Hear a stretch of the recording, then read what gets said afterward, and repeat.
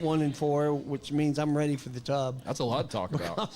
Yeah, because my tub starts this weekend, and I'll be. So are you going to go opposite of everything you think? No, of, because and see when if I you go do, because when I do that, that's when I'll get them right. Yeah. Yeah. So that's not a pattern I want to get into. But if we look at it once again, Shamu is in the bobblehead here. He has picked better second week in a row than anybody. He is 7-4, 7-3 overall. Is that right? 7-3. Our guests, a combine of our guests are 6-4, and Robert and I are both at 4-6. Behind all of those other people. Behind everybody else. I'm going to keep that going this week, So baby. we'll see if Greg's going to keep that going. Keep it going. And Let's we'll- go guess. And we'll get some picks right after we do our first commercial. What'd you think about the LSU Clemson game? Or right after we talk about LSU and Clemson. I think both those teams, out of all the top 10 matchups, I think both those teams could end up being decent. Yeah, I think they both look really good, and I think LSU's got the best quarterback in the nation at the moment. So And the last thing I'll say is if Arch Manning is a Heisman candidate, nah. so is Larry. So is Larry Legend. My man Larry is an MVP. Joshua is. Smith and his wife Tammy are both graduates at Kennesaw State College. He's been practicing law for 24 years, specializing in sports and entertainment law while continuing in criminal defense, civil litigation, juvenile, and personal injury. And he's ready to represent you all the way from your small town to the Supreme Court and any appellate court in between. With all the new rules regarding NIL and cash payments to athletes, they're placing a new emphasis on Kennesaw State University student athletics to help our student athletes better navigate some of the bigger issues that have tripped up so many. Give them a call tomorrow at 706-217-2095. That's right, Chuck. 706-217-2095. There are a lot of places to get your oil changed in the Kennesaw area, but if you're looking for a personal experience, then stop in at Castrol Kennesaw Express Lube or Lost Mountain Express Lube. We'll always do our very best to get you in and out quickly, safely, and without a whole lot of fuss. We're a true owner-operated business where you'll find Brian under a car or a hood at one of the shops. We offer experienced, knowledgeable technicians and the latest computer software to help you maintain your new car warranty and keep your pride and joy running for the next 100,000 miles. We proudly offer Castrol Products. All right. So thank you, Brian Bristow and Josh and Tammy Smith, for being a sponsor of the Three Gods Who Love Sports. And if you have some time this evening, come out and join us at 7 o'clock for the Coaches Show Unplugged, where we have Coach Jerry Mack and a Coach of the Week and Player of the Week. We're going to be awarding. Who's Coach Jerry Mack? Was there a school? He's or the is it head coach at Kennesaw State College. for lacrosse? University. Feetsball. Oh, football. The Yeah. football coach. I got you. You said Kennesaw State College there, Chuck. Sorry. University. Been a little while. Yeah, at least I didn't say Kennesaw Junior College. That would have been way in the dinosaur State age. College of Kennesaw. All right. So speaking of picks, let's get into this week's. Bring Shamu on. Shamu, bring you a chair up to the mic. I just want to make sure you pronounce that right, because it seems like when he first said it, it was more of a Shamu, not Shamu. Well, now you're getting back to your French thing. Do you Well, want to no, be? no. Do you want to be frilly with it? I want to He's all make into sure that you're French not stuff. calling him a fat killer whale. No. Absolutely, that's what you're supposed to say. But you said it was a moo. Shamu. Well, that would take half the show. So we're just going to call. We're just going to stick with Shamu. Okay, All right. that'll work. All right. So, Will, congrats on being in the bobblehead for 2 weeks in a row. Absolutely. Have you called your family and notified them? Anything else? Facebook Well, my worthy. logic was flawless. I mean, I picked Florida State because they had the best stadium, and I picked Miami because they could win at any given time. They're never any good, but they can win. Yes, they can. All right. They just happen to both fall at the same time. All right. So I made these picks of which games we're going to pick based on the first week of activity in week one. South Florida laid it to Boise State, who was number 25, and now they're going against the Gators in Gainesville, and they're getting 17.5 points. I think they beat Boise State 27-7. Was that the final, or was it worse than that? I don't remember. Something like that. I Yeah. know Florida won 55-0. Yeah. So Lagway probably had a good first and second quarter, and then they pulled him, I would guess. Again, Yeah, he wasn't even the top passer for the game. The backup threw for 131 and 2 scores. So Lagway run the ball well, too. Did he run some? I didn't get to see it because I was at Arioki, and thanks, everybody, for supporting Arioki, by the way. dun, dun, dun. Lagway was 15 out of 18 for 120 and 3 scores, no picks. And And they put in the true freshman and after then that. three rushes. So he didn't run that much. No, I always love a good college running stat. He ran 3 times for a total of 3 yards. What was his longest run, Will? Well, that could be. 9 yards was the correct Yeah, answer. almost anything. Because one of them was And the negative. other two were He negative. got a couple Yeah. sacks, yeah. Well, the backup quarterback actually looked pretty good. I know it's Long Island University, but at the same time, I mean, he went 12 for 18. Mel LIU. Jones Jr., 130 yards. And he ran for 14 yards on 5 carries. So, Wow. he's in there, but Lagway's obviously going to carry him this week. But I don't know. That's a big spread, 17.5 points. It is a big spread. I mean, it's hard to base anything on last week's game against Long Island University. But you're getting ready to. But I am, but I'm going to base it on the fact that South Florida looked really good They against did. the team that was supposed to be good still. Absolutely. And either they're not or South Florida's really good. So I'm going to take South Florida in the points. He's bullish on South Florida. Yeah. I'm going to take South Florida in the points, at least for now, at least for this week. All right. Well, now, they're playing in the swamp, right? They're playing in the swamp. Yeah. The Swamp is never going to South Florida to play a game. We Well- won't do that. Well, I'm gonna have to go with the home team on this one because South Florida was playing at home last week, and I think they're gonna when they go into the swamp, it's gonna be a different story. I mean, the SEC was 14-2 last week, and only everything people are talking about is the 2 losses. But I think they're gonna do well. They're gonna cover the points. Lots of points. What you It got? is. What you say there? I think I'm going to go with Will on this. I think Florida might be the dark horse of the Southeastern Conference. I've seen Lagway play a couple of games last year. Pretty talented quarterback, and And they can run the ball. yeah, and USF for at least 3 yards. Yeah. And USF, maybe Boise State's not as good as they were. I know they lost their top players. Yeah. So I'm going to go with the Gators as well. Chop, chop. I'm going to join you guys. I'm going Florida. 2 reasons right off the top. Gators only allowed 86 yards of offense for that whole game. I mean, yes, it is Long Island, but you got to love it when basically you don't let them do anything. And so that's a very impressive defense. I don't think Florida is going to be everything that some might hope because they do have the nation's toughest schedule, but I think they whip up on the Sharks this weekend. We'll see who's right. The Sharks or the Bulls? The Bulls. Oh, no, they whipped up on the Sharks last weekend. That's They got right. the Bulls The this week. Bulls. Sharks, Bulls. Bull Sharks. I mean, Bull Sharks. There you go. What a connection. It's hard to get them. There you go. All right, game number 2, the only top 25 matchup this week. Michigan getting 5.5 in Norman, Oklahoma. That point spread changed since you sent the agenda out earlier today. It's a 2.5 now. Is it? So yeah, so they're Wow. tightening that one up a little bit. So Well, and what does that mean? If it's dropped 3 points, yep, that yep, means 24 hours. 85% of all the bets have been on Michigan. Yeah. Everybody's jumping on Michigan. Yeah. Yeah. Can I have that 2.5 point line? Because I really like Oklahoma minus 2.5 compared to 5.5 at this point. I'm gonna run with the Sooners. I said before, that was a 2-win team last year, and they have not become who they are because they win 2 games. Expecting a big bounce back here, and we'll go with them. Although I really wish it was 2.5 points. Clearly, Vegas says take the 5.5 and run right now. Yeah. I'm going to go with Vegas. I'm going to take the 5.5, and I do think Oklahoma will win, but I think it'll be a field goal game. So I'm going to go with the Wolverines There you go. plus the Yep. points. Yeah, I think it's going to be tough. I think, if you watch Justice Haynes in Michigan last week, I mean, he can run the ball. He can flat out run the ball.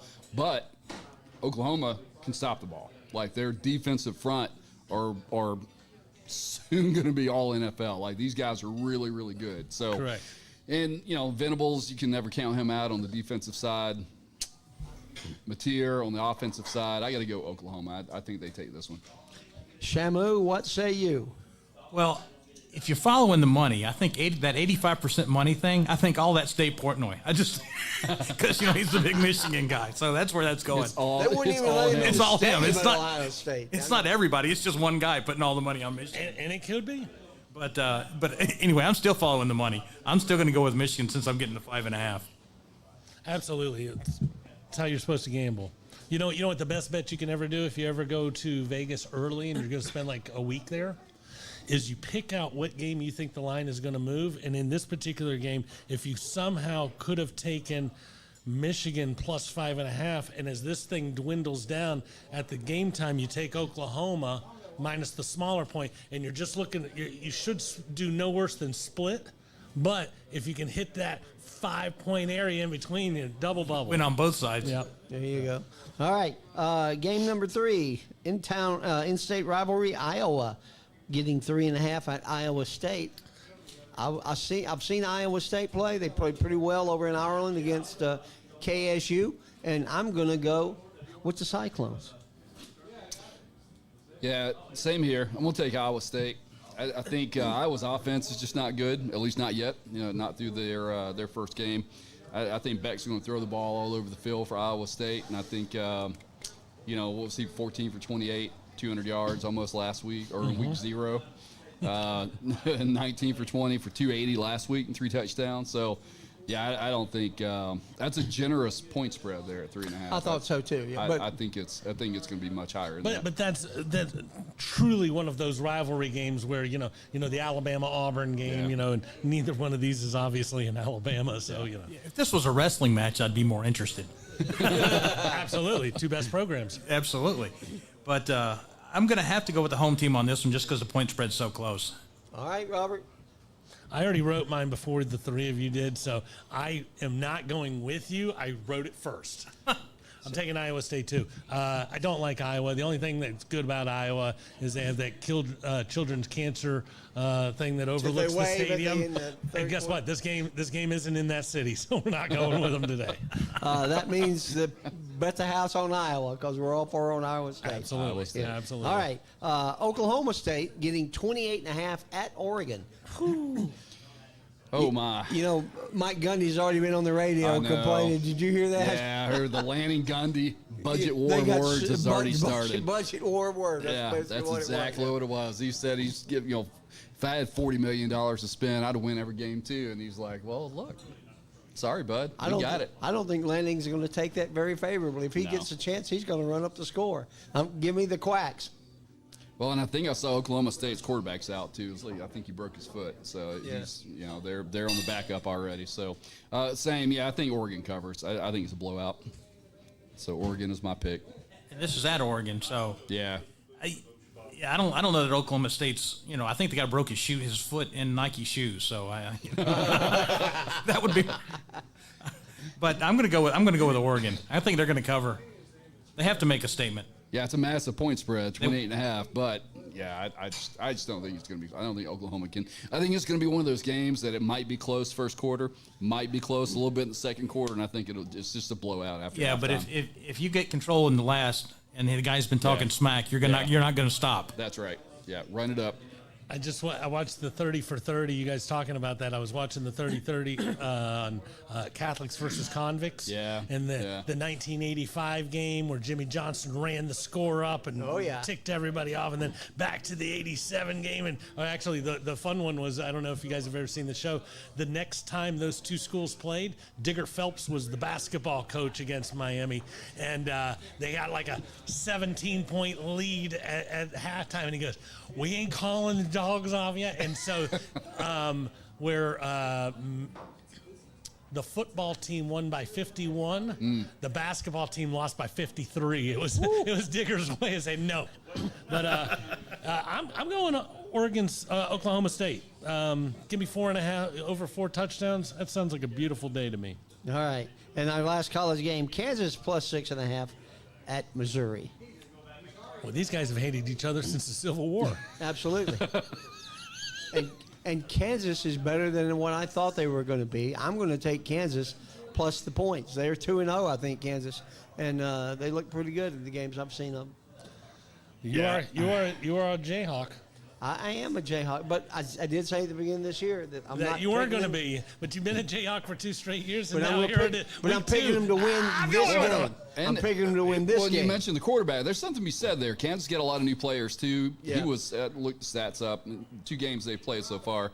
He was 36 for 45, 7 touchdowns, 1 interception, almost 500 yards. And Missouri lost their starting quarterback last week. Yeah. So, yeah, with that being said, though, it's at home at Missouri, SEC.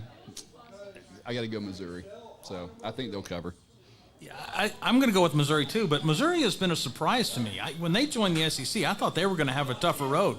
They've done very well in the SEC. Yeah. Completely agree. I thought the exact same thing. When they came in, it was Texas A&M and Missouri, and you thought, well, we know which one of these teams is here for what. And Missouri has given the dogs fits the entire time. They've proven they can hang. I actually think low key this could be one of the better games of the weekend because it's not a great slate this weekend. I think this could be a really good game because Kansas can run it up. They can score. I mean, they can sling the ball all over the field. So I think this is going to be one of the good games. very well could be. Yeah. I'm going Missouri. All right. So, Will, I'm glad we went opposite on that one because we had the same 4 first picks. So we won't tie, that's for sure. So, Okay. All right. A lot of pro stuff to get to this week. Division winners. So, Larry, let's get Brain Train on, and then we'll jump on this and go through them pretty quick. Hey, it's Melissa at Brain Train Centers, the fastest growing neurofeedback provider in the world, and I have some pretty important questions for you. Do you or someone you know struggle with focus and attention, sleep, memory, or other mood issues? Or maybe you just want to achieve more in high-pressure situations? Well, what if I told you you can unlock your brain's full potential and change your life entirely through neurofeedback, a drug-free and natural approach to negative moods, and it's backed by more than 50 years of research, so it's not new. It is safe for both children and adults as you retrain the brain to create new pathways. Medication may help short-term, but they don't address the underlying issues. Just as push-ups help your physical strength, neurofeedback is personal training for your brain. With over 20 offices nationwide, don't hesitate to reach out to Brain Train Centers, as we will provide you with the highest level of compassionate care and help you achieve the mental clarity, performance, and calm you deserve. Your journey to a better quality of life starts with a brain map. Now you can retrain your brain and reset your life. So just call or text 470-291-2778 or visit braintraincentersinc.com.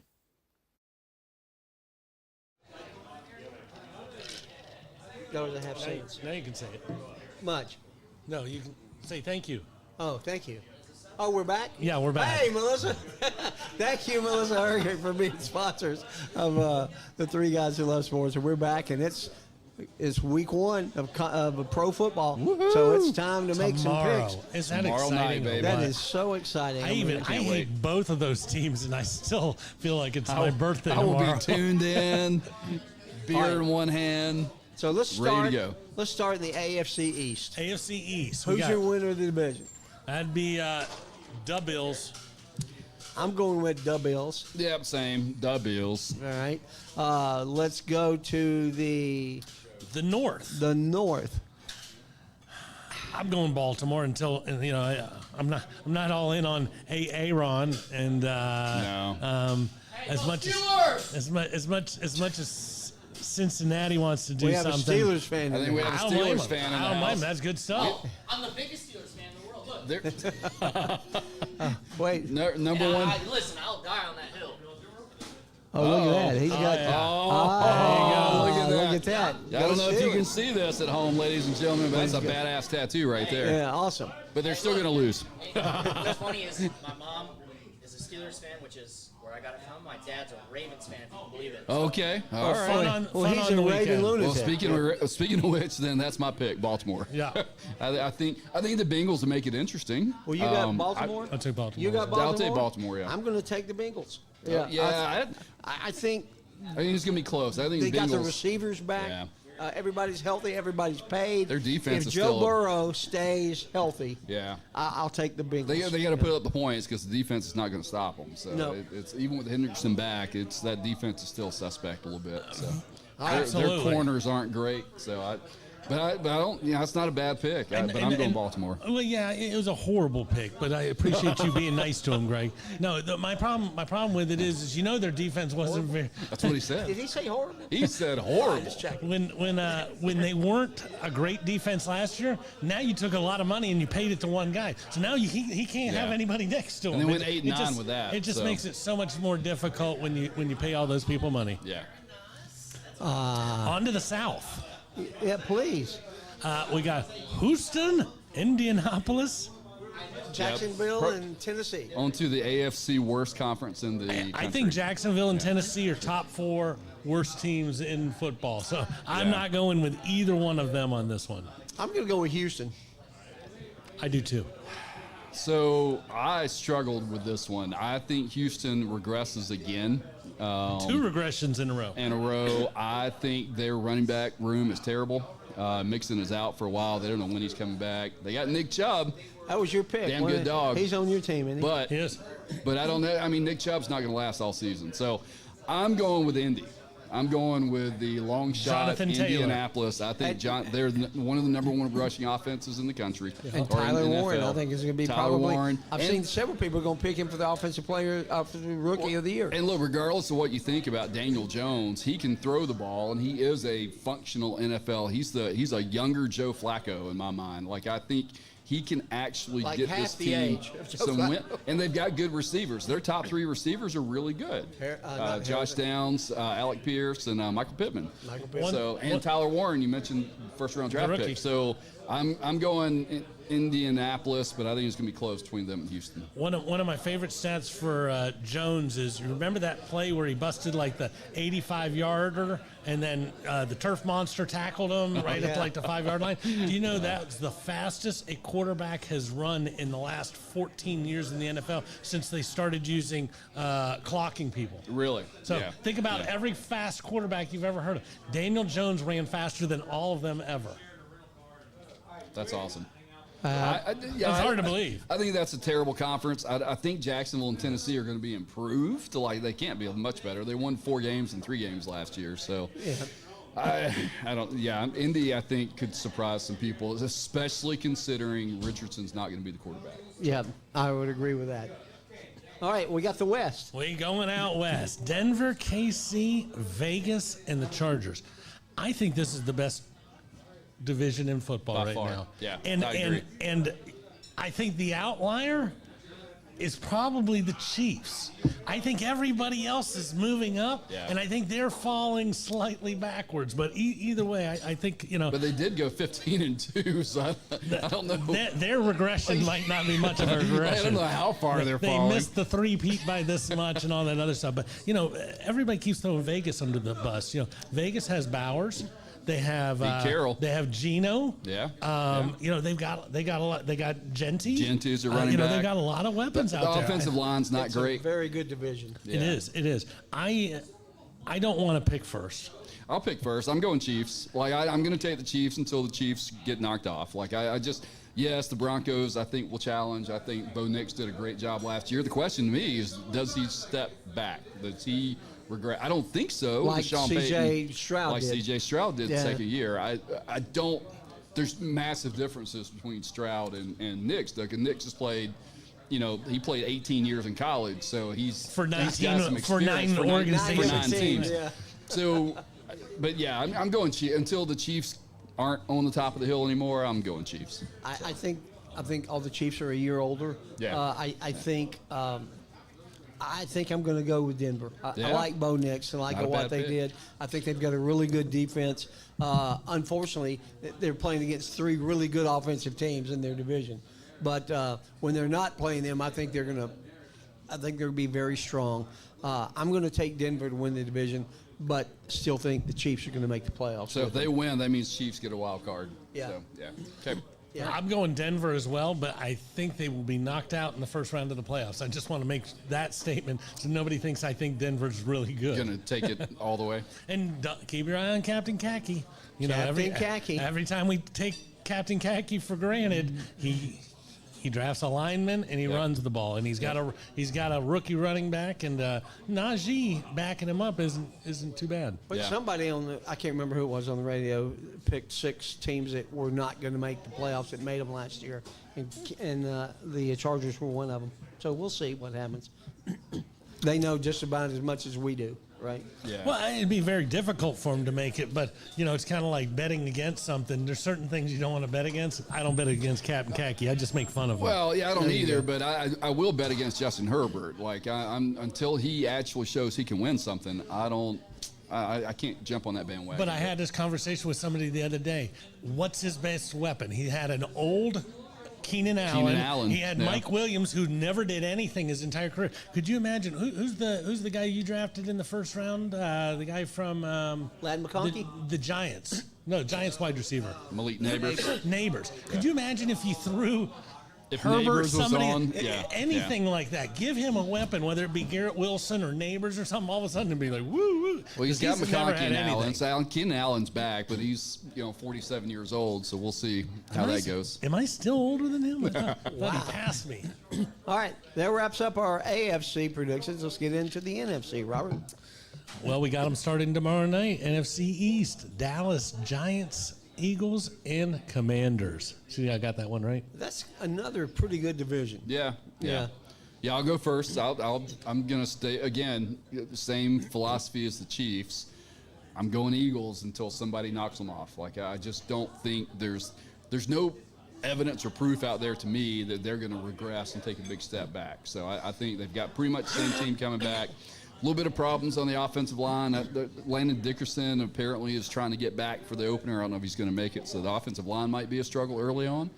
But yeah, I think the Eagles take it. But I'm most excited to see what the Giants do, quite honestly. I think the Giants have a great quarterback room where they haven't had anything in a long time. They do, and I love Jameis Winston. Who doesn't love Jameis Winston? Like, you need that entertainment in your life. But he's third string too, by the way. So right. He's not going to see the field. But the Giants, I think, would be much improved. But I'm going Eagles. Agreed. I'm going to go with the Commanders. I don't think they're going to hit a rut spot. I think they're going to continue to get better.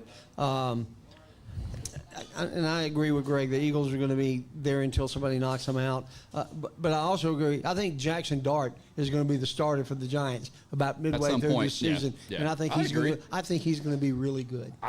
See, to your point about the Commanders, though, I think they do take a step back. I think the McLaurin thing. I think there's some damage there. I think the running back room is suspect. They traded Brian. Why did they trade Brian Robinson? There's something going on there. Yeah, but now they got Austin Eckler and a bunch of seventh-round draft pick that everybody. He's a seventh-round draft pick. I know, but he's seventh round. He's not going to play. Tom Brady was sixth round, wasn't he? So you're saying Ja'Cory Glasgow Commissioner or whatever his name is? He's got as good a shot as any other sixth-rounder pick.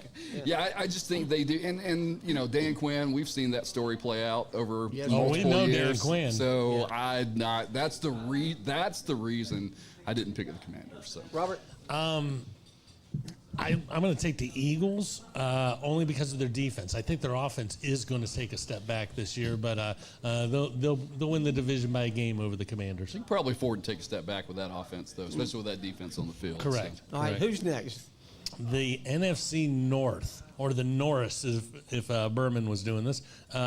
Chicago, Detroit, Green Bay, and Minnesota. Another tough conference, man. Could easily be Could one be of the top really conferences. 4 really good teams. Well, Green Bay clearly went all in. Yeah. They signed the best defensive player. Their quarterback is signed for a while. They got him a first-round wide receiver. They drafted maybe the best wide receiver in the So they've done a lot of things to try to make that happen.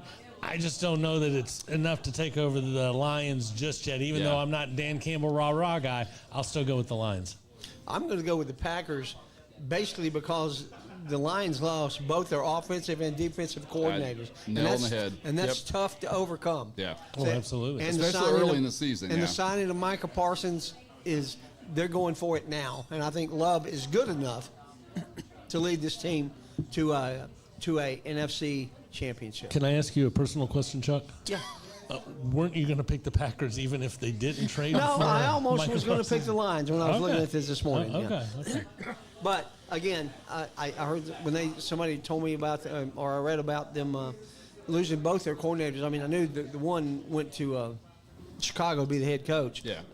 And I just think it's got to be the Packers. That's going to be hard to overcome. I think early on they're going to have some jitters. The Bears have a lot of talent. Yeah. They got a lot of skilled players. That's what everybody's been telling you for a long time. Yeah, but they were 5-12, so they've got. I mean, even to They've got to show make a massive long leap. improvement, they're not going to win the division. I just don't see that happening. Out of all the things I see happening there, I think DJ Moore, who I've always been one of those people who, when everybody tells me he's one of the 10 best, I'm like, Yeah. what? Because he was in Carolina and he was the only person, and I think he's going to have a season this year. I think a great offensive mind's going to figure out how to get him the ball ton as of much weapons. as possible. They've got think two really good tight ends. And I like DeAndre Swift. I think he is a excellent flex player Damn good on a dog. starting fantasy football league team. Yeah. Yeah, all that being said, I'm going Packers as well. I'm going to agree right. with Chuck on this one. I think Lions do take a step back. I think McCarthy is not good. We'll see. Maybe he'll prove everybody wrong. I think Minnesota's going to have a tough haul. I really think this is going to be a struggle for them because their running backs are okay. You know, with the Pack, you got Josh Jacobs, too, with the Packers. That's still back there that can run the ball, 25 times a game if you need him to. So Who's in last place, Chicago or Minnesota? Minnesota. Okay. Yeah, Packers, Lions, Bears, Minnesota to me. Okay. So go Pack. NFC South. We're going to do the West first. Let's say the Falcons. Oh, we'll save that. Okay, well, NFC Arizona, L.A., San Francisco, and Seattle. Yeah, this one's wide open to me. Like this is San Francisco had a really bad year last year. I don't know that they improved very much. They're very hurting on the receiver. Across the board. Yeah. And McCaffrey's a crapshoot if he's going to make 17 games. I'll go first on that one. I'm going Seattle. I think Sam Darnold. I think what he did last year in that offense will translate to this year in this offense. I know different team, different coaches, different players. I get it. But they've got a really good running back room. Kenneth Walker and Charbonnet are both very solid running backs. He's got good receivers. And I just think the Rams are going to take a step back. I think San Fran's a wild card. I think that division's wide open, but I'm going with Seattle. Yeah, I think the Rams could take a step back with not having Cooper Kupp. I know Yep. Puka, everybody He's loves in Puka. Seattle now, right? Yeah. And I don't know the Stafford's 100% healthy. Like they keep Exactly, saying yeah. he is, but he hasn't played in forever. We'll see this week how he looks, but I think there's a lot of question marks there. A lot of question marks on Seattle too, but I think there's a lot of upside there. I'm a Mike McDonald fan, so I think Seattle will do well. I'm going to go with the wild card. I'm going to go with San Francisco. They do have a lot of problems, but I think Brock Purdy and the defense will overcome those, and I will take the 49ers to win the West. I hate all of these teams. I think I almost want to take Arizona, who is actually predicted to be the worst team in the division. I am also going to, go San Francisco just because of what he's able to do with his run game. He's always been able to, promote people that you've never heard of and turn them into So Yep. we'll see what happens. All right, the last one, the NFC South, Falcons, Bucks, Saints, and Panthers. Two of the four worst teams. I was going to say, you had one conference with two of the worst teams. This is the other one with two of the worst teams. That is correct. The Saints may win 2 games this year, guys. Like the Saints, their quarterback room is not good. Their commercial, he can't play 6 game.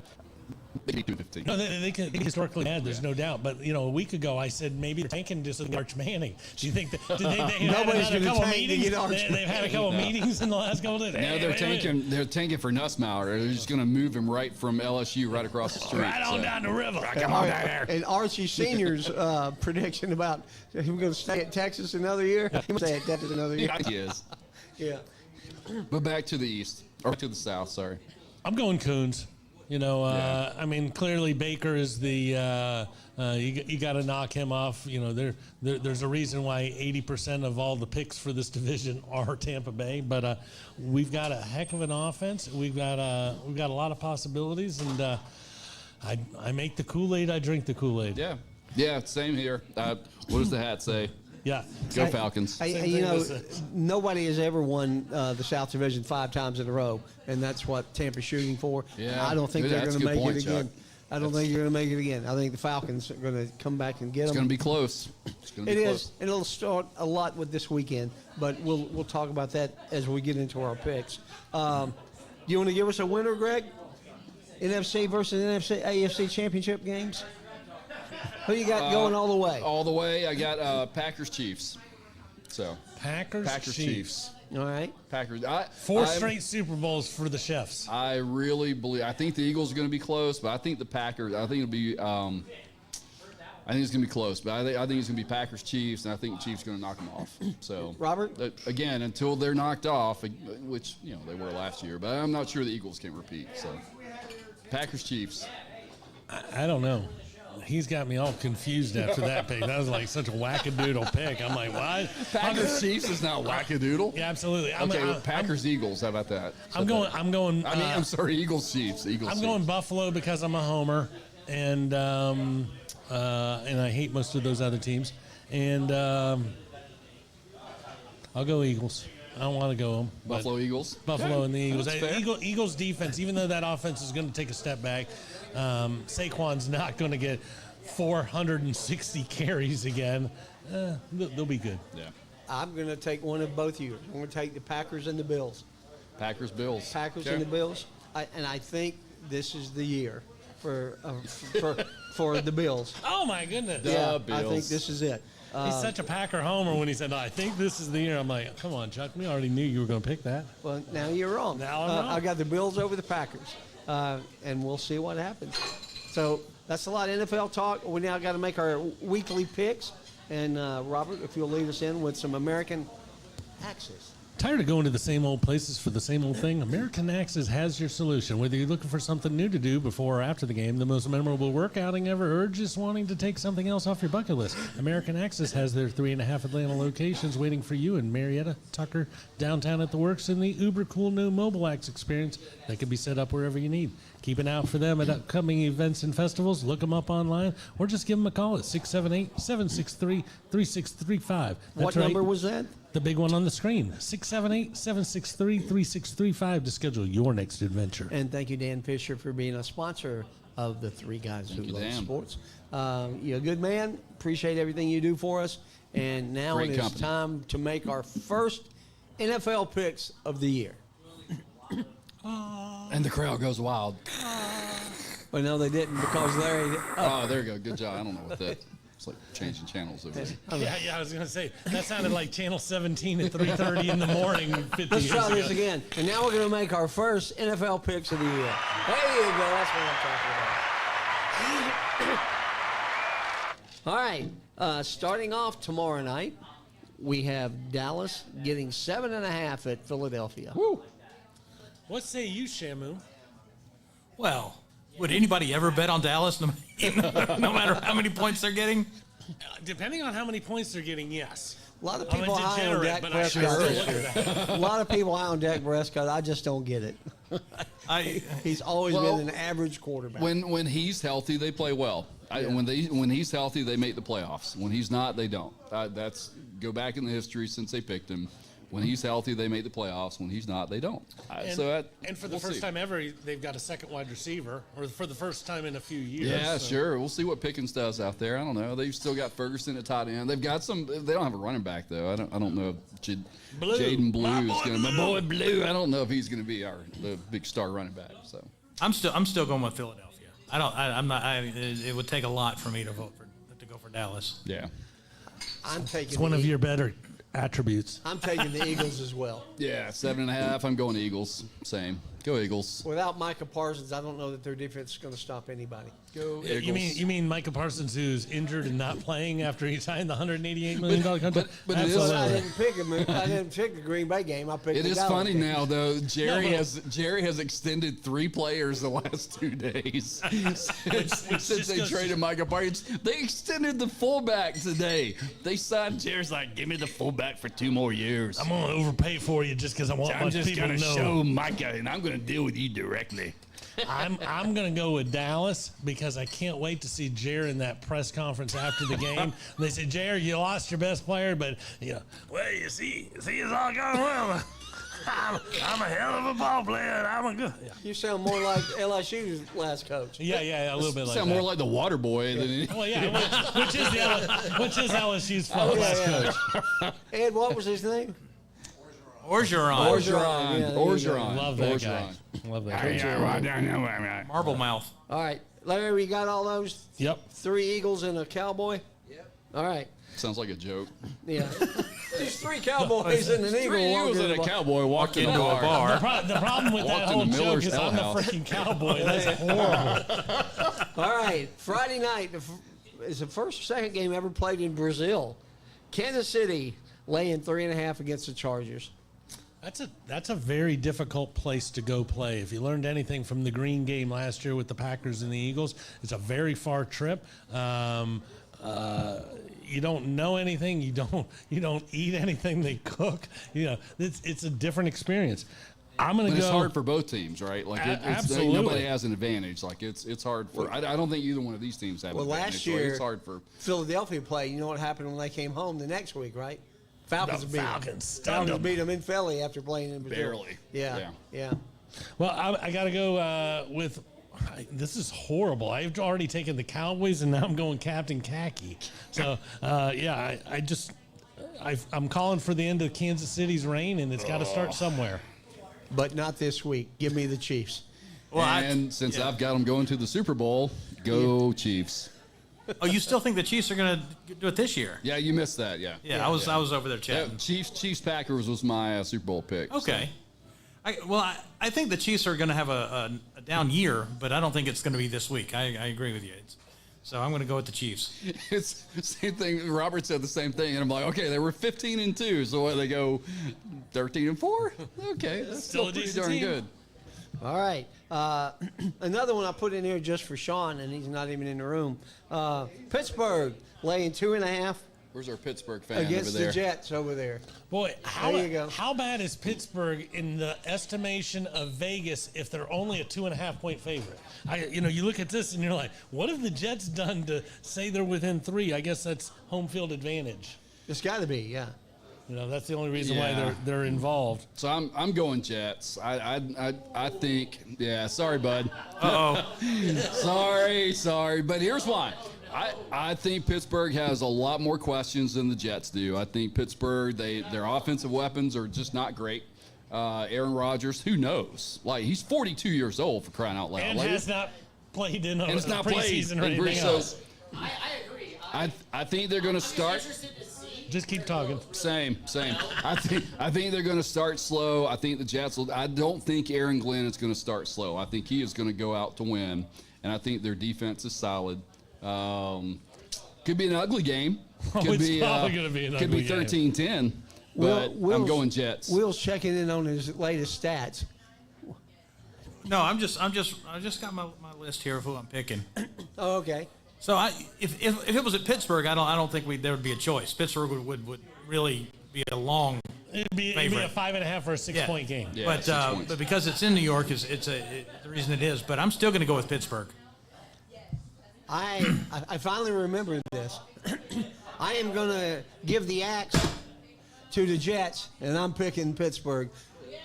Aaron All right. to DK Metcalf for the touchdown and the win. There you go. It's the only person he's got that can catch the ball, so That's it's why got to be that's DK why- Metcalf. So I was gonna go. I was gonna write Pittsburgh before you guys started writing stuff, and I love your comment about Aaron Glenn starting hot in week 1. And he loves to blitz. As a defensive coordinator, he loves to blitz, and that And is for that reason, I am changing my pick, and I'm going with the Jets. Jets. Thank you. All right. Okay, is that everybody's pick? All right. That's it. We Yeah. got Detroit plus 2.5 at Green Bay. And for all the aforementioned reasons I went with, give me the Packers. Yeah, same here. Green Bay. You know how I feel about Green Bay after we talked about it all show. Yep. So, yeah, 2.5 points. Yeah, Green Bay's going to win. At that lovely stadium. Yeah, it's going to be close. It's going to be a good game. I need to get up there as a Packer owner. I need to get up there. I've never seen. Are you an owner too? I am an owner. Yeah. Let's go. I've been. I love it. It's my favorite stadium I've ever been to. Oh, that's awesome. Ever. Yeah, no, I'm going to go with Green Bay as well. All right, Robert, are you going to lone wolf us again? I'm lone wolfing your Oh. people again. So Detroit's going into Green Bay to win the opening game. Yeah, it's 80 degrees. They're not going It's up to the still frozen Lambeau. anything. It doesn't matter. There's nothing there that matters. Micah's not healthy. Although you fair. guys are in love with Josh Jacobs, there's a reason why the Raiders told him to, pound sand a couple years ago. He's pretty old. I'm going with basically, I think Gibbs can beat them single-handedly in this game. Well, I hope he scores a lot, but but I hope Green Bay wins. Gibbs is on your fantasy team, Yeah, I he's my assume? number one Okay. pick, yeah. There you go. All right, and of course the big game of the week is right here in town. It's our Falcons against the mighty Tampa Bay Buccaneers in Baker Mayfield. I'll take the Falcons. You take Falcons? I'll take the Falcons. Why you take Falcons? Falcons are they're good. They're ready. There's only so many years you can be piss poor. How long have you been in Atlanta? I've been watching it for a long time, but sooner or later, this stuff's going to shake out. I love the philosophy there. You can only suck for so long. That is This correct. This has got to be the year. We added a couple pieces to our defense. Our defense is definitely more shored up than it has been in quite some time. Yeah, sure. And I think Drake London is going to have a season beyond seasons. And if he does, Kyle Pitts might be pretty decent too. I'm going Falcons too. Obviously, Homer. Go Falcons. I think Kyle Pitts is positioned for a really good year this year. If you look, kind of peek behind the curtain a little bit. You've been drinking my Kool-Aid again. Yeah, baby. You look at some of the stories that have come out. Penix and Pitts training together, spending time together. They are friends. There's something to be said for that. And Pitts has just been disinterested the last couple of years. Him and Matt Ryan were really good together. Him and fill in the blank in the 7 and 10 teams were not good together. Correct. I think Pitts is. We know London's good. We know Bijan's good. Like Let's we not know discount Daryl Mooney. if he Talented, play, if well, he Mooney's plays. a little bit hurt, so he's a little banged up, and that is a question mark. Can Ray be the second wide receiver? Ray. Like, I just don't know. Like Mooney's going to have And to the be able return to. guy, right? Yeah. So, but yeah, go Falcons. Falcons all the way. Shamu, what say you? Well, the reason I'm a Green Bay owner is because I grew up in Atlanta. There you go. So if it was Dallas, Atlanta, I would pick, the high school team. Yeah. But no, I'm going to go with Tampa Bay because I just can't put any faith in Atlanta. We beat Tampa twice last year. I know, but and we are better, and they're the well, same. so are the 70-pound Black Bears over there. That Blackwell. Hey, leave the Blackwell Bears out of this conversation. Well, there's everybody's talking about McGarry being missed out, but they're missing Christian Wirfs. He's out. Daryl Mooney's a question. Chris Godwin's not playing. Yeah, he's out. So it makes things kind of even. I heard Coach Ryan interviewed today, and he said that the number one draft choice from Georgia, that he's not on a pitch count, that he's for 100%, that they just kind of holding him back because he had a little twinge of a Achilles or something. I can't remember what it was. Walker. Yeah, Coach yeah. Walker. But they said he's good to go. I think this defense is going to be improved. They have to be if the Falcons are going to win the division as we picked them.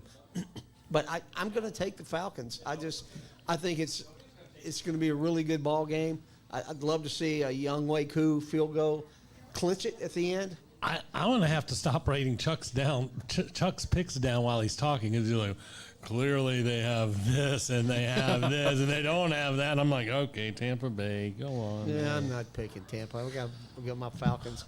Igbokwe for that team, if anybody could be hasn't, if you're he could be a drafting wild tonight, card for oh them. my goodness, that guy could be something else. Yep. If ever there's somebody who Baker could go, I just want you to do this each time, right? Yeah. Okay. And Well, he and gives I, you the and ball. I think Tampa Bay is going to be good. Don't get me wrong. I just think the Falcons can pull this one out. I think it's going to be it's going to be very close at the top of that division between those. Somebody's going to be, 10-7, 8-9, like it was last year. But hopefully I it's think they'll flipped. probably split home and home this year, if I had to guess. I mean, I'd love Maybe. to see them take them twice. We did take like we both. Do both of those teams go 4-0 versus the abominations at the bottom of the division? No, somebody will slip up and beat one of them. Yeah, maybe. Yeah, I think so. Yeah, Carolina's going to be improved. Like they're. But again, that's they're- not saying much. That's what Sports Illustrated tells me. But can Bryce Young carry that team? That's really what it's going to boil down to. Can he be a star NFL quarterback? I don't know. We'll see. So, Will, we got all our picks in for the Super Bowl. Who do you have playing and who do you have winning the Super Bowl?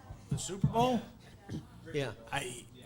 Wow, as much as I follow the NFL, I don't know if I could give you a team right now. Okay. Well, wait until it's like 20 minutes before the game, and you can. I'll pick sometime in January. That's a sandbagging answer right there. First week in February. Don't do it in January. February It'll be 1st. very February confusing. 1st. He'll pick. Yeah. That's awesome. I don't think I'll tell you this. I don't follow the NFL that strong, but I think Kansas City is going to have the Taylor Swift effect, and they're not going to live up to expectations. Taylor Swift effect. The Taylor Swift effect is not living up to expectations. You mean the Travis Swift? Travis Swift expect. How many times are you going to have to answer questions about that? And it's going to start getting on people's nerves. Well, finally, Bill Belichick's got a girlfriend at the game. We're going to talk about her. It'll be the two of them. Is Taylor Swift at the game? Is she at the game? Is she at the game? Oh yeah, It's she's horrific. up there asking him questions during the middle of the game. But people like Taylor Swift is the difference there. I don't think they really care about the Belichick relationship. You are absolutely correct, They care, sir. but they don't like it. Well, there is a whole new fan base now following Kansas City. Oh, and Bill. Oh, yeah. And Bill just got absolutely. his balloons handed to him. Oh this yeah, he weekend. did. And I'll say it one more time: Kansas City went 15-2 last year and hasn't really gotten worse. So Dave, you're Three with Super Bowls. that's right. Thanks, Greg, as always, buddy. See you guys soon. Thanks for coming out. Now, Larry.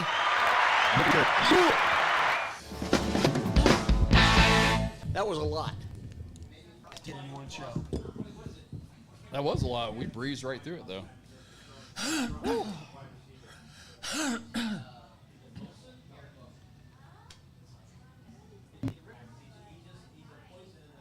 That was a good show. That was a lot of fun. Yeah, a lot of fun. Go Picks Falcons. are getting a little. My picks are getting worse every week. They can't be getting worse every week. You still got your mug and the helmet. I'm still in there.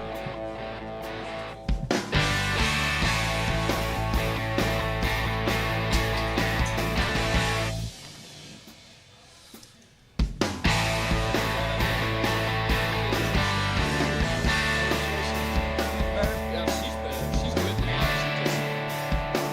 She got sick.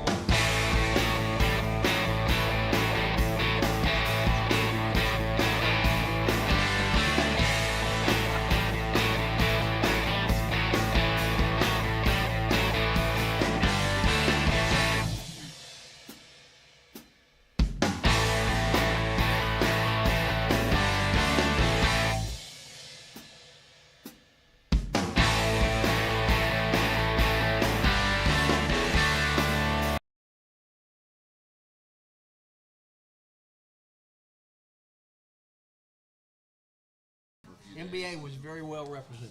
Yeah, good. Yeah, I wanted to go and support Chase, if nothing else, because that was he took a big.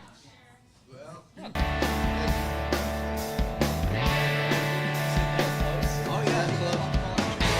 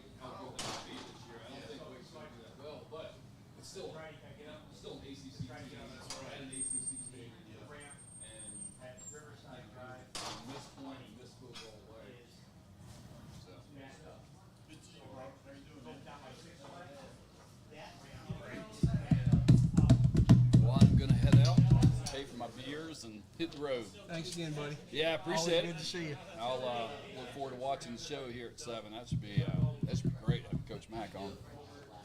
Yeah, he's such a good guy. Yeah, he's got that team playing too, man. Like they looked, and you know the big thing for me is that they look really good on TV. They look really good on national TV. They played hard. Their defense is flying all over the field. Like it's good stuff. Who's the coach that he's bringing? Do you know? Which coach? He's bringing the corners coach. Corners? Yeah, and actually the guy who made 11 tackles is the player of the game. Oh, really? Okay, yeah. That's cool. So we're going to give him a $25 gift card to the coach and the player of the game. Awesome. Very nice. Very cool. Awesome. Who do you? Hey, I need to ask Robert. Is the schedule set for Fantasy Football League? Well, the What do you mean? Because No, I'm I've good. always Okay. had to go in and fix the schedule. Should be set. well, I mean, the matchups are all set. well, Robert set the thing before he changed the thing, right? Okay. So theoretically, in your division, you should play each person twice. Okay. But right now, it's set to the old division. Okay. Oh, I got you. So it's set. So in other words, I don't know how that's going to play. I can go in and fix that in about 2 hours. Well, no, I'm playing the guy that didn't draft the defense and didn't draft the kicker, so we'll see how he does.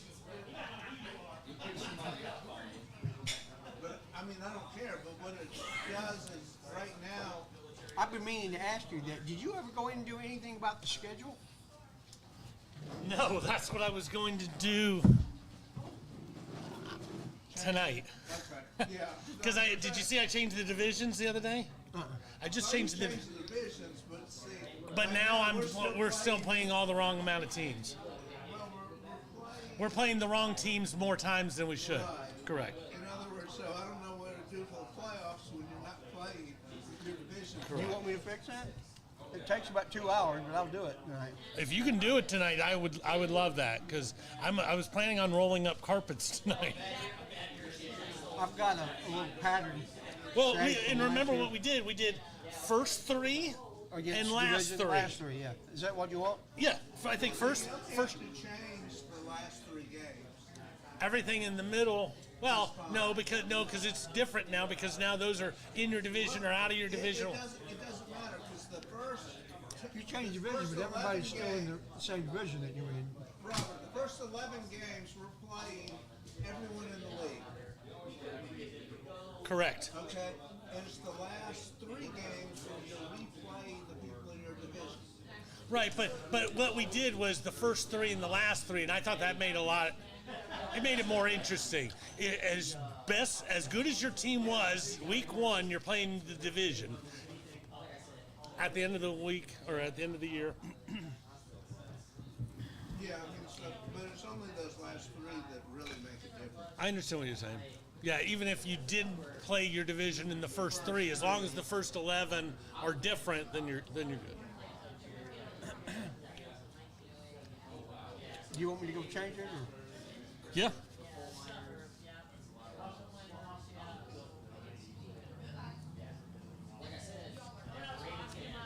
My dad's a Ravens fan, so.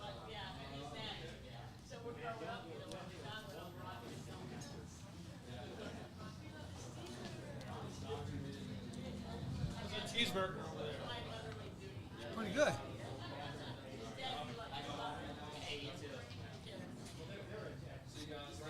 See you, Greg. See you, Greg. Hey, Will, we got some bunkers over here if you want one. Carrick, you too.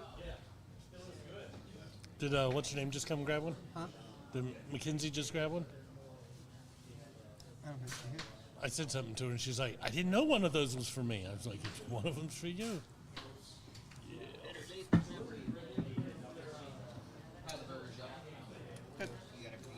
I do. Thank you, sir. Hey, y'all want the depth chart for the KSU game?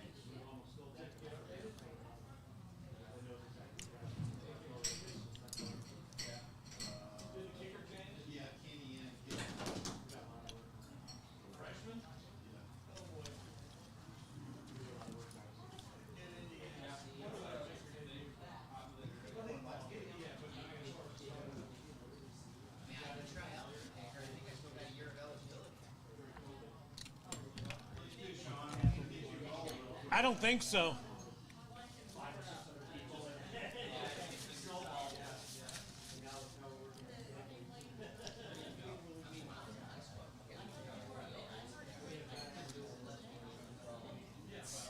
The pressure kind of gets to you.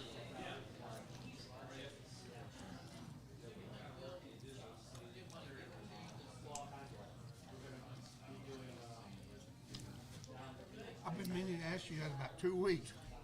And well, I just did the divisions a couple days ago, and I thought I was planning on trying to do them both at the same time, and then it took a lot longer just to What did spell you his two change in the coordinators' divisions? names.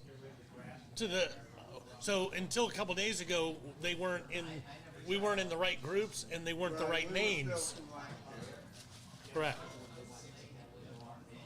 Yeah, I've been meaning to ask for a couple weeks too, since the draft actually. So that is the current setup where we have the correct divisions and the division names and all that stuff.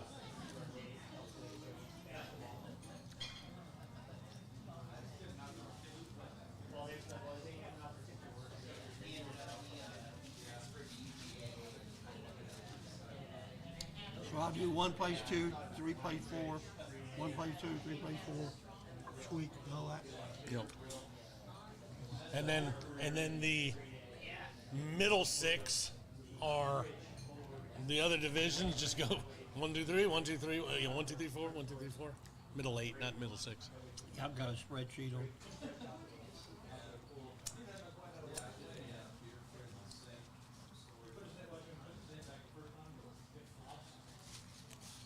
So my dad, who can't remember anything, looks at my uncle last night and says, well, since I'm never going to be able to drive again, which is something I've been getting all the people at the rehab center to tell him on a regular basis, so it's not just me telling him and everybody in the world's telling him. He says, but, since I'm not going to be driving that, I've got a great-grandson whose birthday's in a month that I'll probably give the car to him. He doesn't know his name. It's like, clearly my nephew is just telling him, you need to give your car to Willow. You need to give your car to Willow. You need to give your car. It's like, so I have to meet with an attorney tomorrow. I already have. Yeah, you need to get your dad's power of attorney. And I already have it. Okay, so he already. Do you have it of everything or just Both, medical and financial. But I'm going to see the attorney who did that paperwork, so that I can. Do you want to see me sign something in front of you? Because there's a right to refusal if I don't feel like I want to be in charge or whatever. And my nephew, who's already trying to coerce a car out of my 86-year-old dad, clearly, and he's listed as the number 2 alternate person to be in charge. So he's going to push that envelope as quickly as he can if he can get away with it.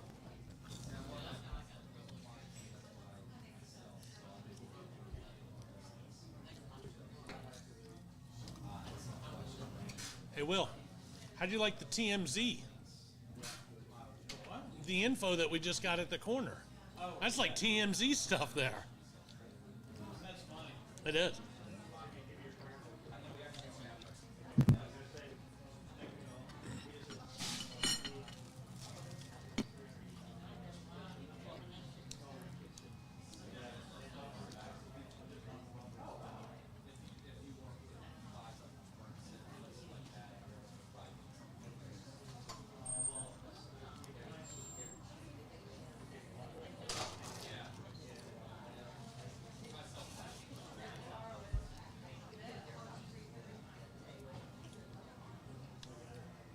Is that McKinsey?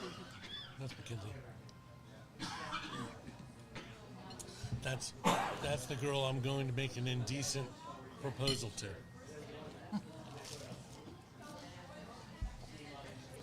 Hey, no, I'm single and I have a lot of money. Do you want to go on a big trip anywhere in the world? I know I'll be broke by Tuesday saying things like this to people like you, but I'm okay with that. So is divorce fine? No, I'm just saying that at some point in the future, I will. Yeah.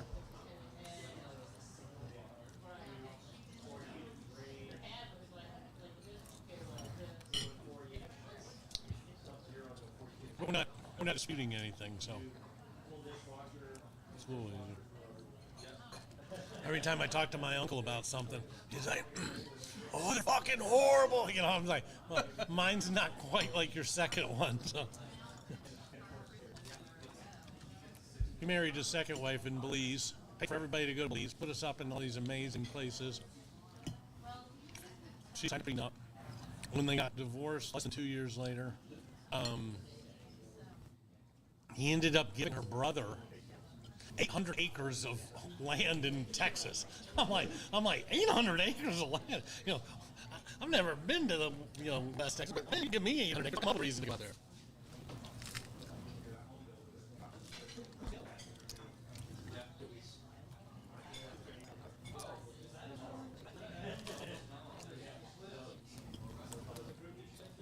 Will, Mr. Renfro, I apologize for stealing your record book.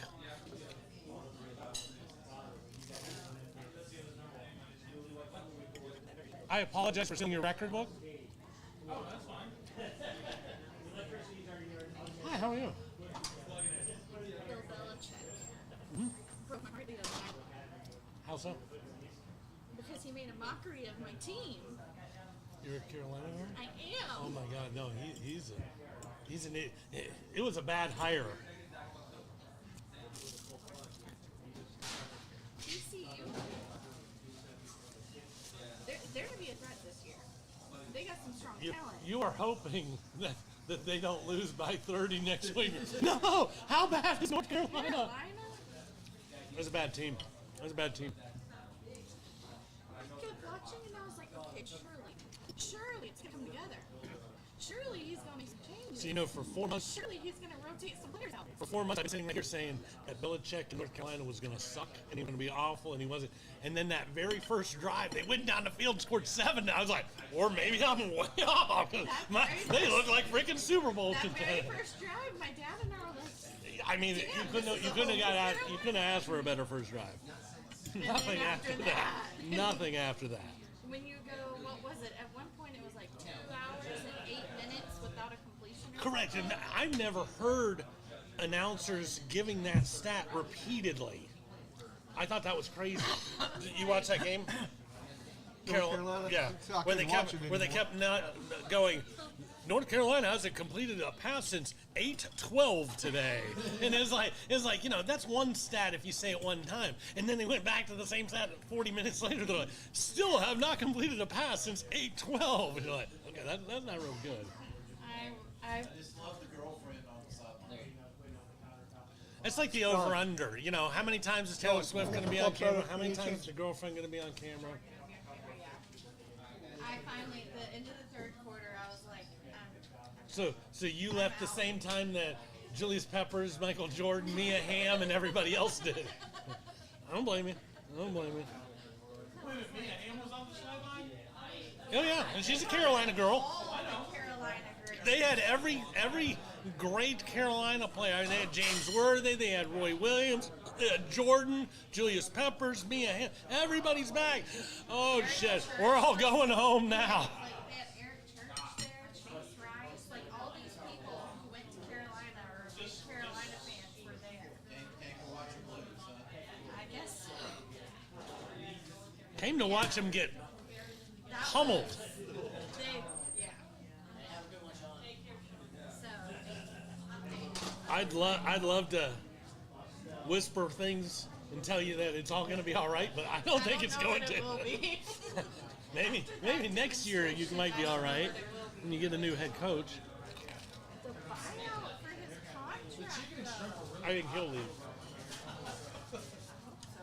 At some point in time, when you're an egomaniac and you've been in charge, he doesn't want 3 years of I that. think the biggest mistake on his hiring staff was hiring his son. Sure. No, that's not helping. That's not helping. But yeah, kind of like what the Falcons are doing with Kirk Cousins right now. Kirk Cousins doesn't want to hold a clipboard and be that guy's backup. So at some point in time, somebody's going to get injured, and they're going to go, Are you interested? He's going to go, even if it's the worst team in the world with the worst everything, he's going to go, yes, please get me out of here. I want to do something. Yep. Belichick's been doing so good for so long that he doesn't want a part of that. Well, have you been watching that documentary? I have not. I have not. Good? Oh, it's good. And Kirk Cousins is on both seasons. Right? And it like goes behind the scenes. It's followed them the past 2 years, and like it goes into that's like it's towards the end of the last season of him being injured, and Pretty good, though. it's good. It's really good. Quarterbacks, and then they did one season of receivers. Yeah, they have one season of receivers. It was pretty good too. But yeah, I love quarterbacks. Peyton Manning does a great job producing that show. He just couldn't produce a nephew worth of shit. Well, there's that. There's that. What's the difference? Chocolate Different flavor. vanilla, I think. Oh, chocolate, lemon, red velvet, white chocolate raspberry. What are they for? He had them left over from karaoke. Oh, well, thank you very much for sharing. Chuck. Well, Chuck likes his girlish figure and knows that if he doesn't bring those in, he's going to eat all 13 of them. Oh, I got a box at home. He's still got one. Well, there's that part too. Huh? That's the way to do it. It is. But yeah, I'm hoping this weekend's better. We'll see. Larry, you having like a blank sheet of paper anywhere? I can always root for KSU. I mean, I do root for KSU. I need to write down the commercial for a. My Tar Heels need to come back. Do you want me to read it? You can forward me the email and I'll just read it. Yeah, let's do that.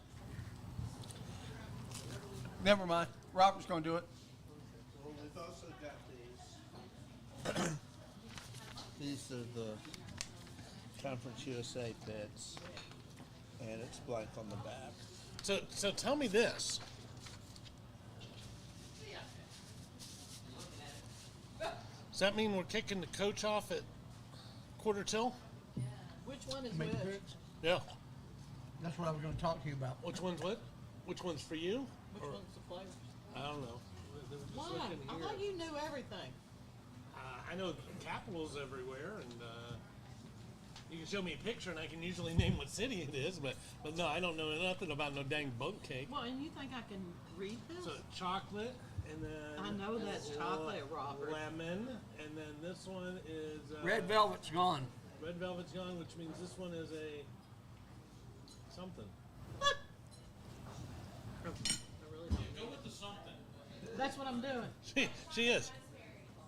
That's what No, it the was. reason I asked you about Raspberry. that one. Hey, Larry, That's what.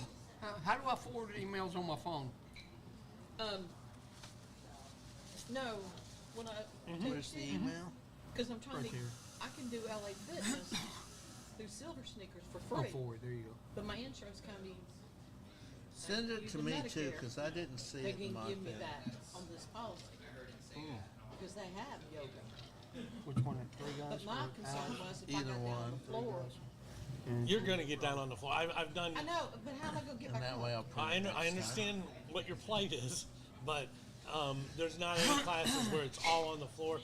Every class I do, they usually say, okay, we're going to start standing. And if you start standing, you finish on the floor. If you start on the floor, you finish standing. So, So it's like, who's gonna help me get up? I don't know.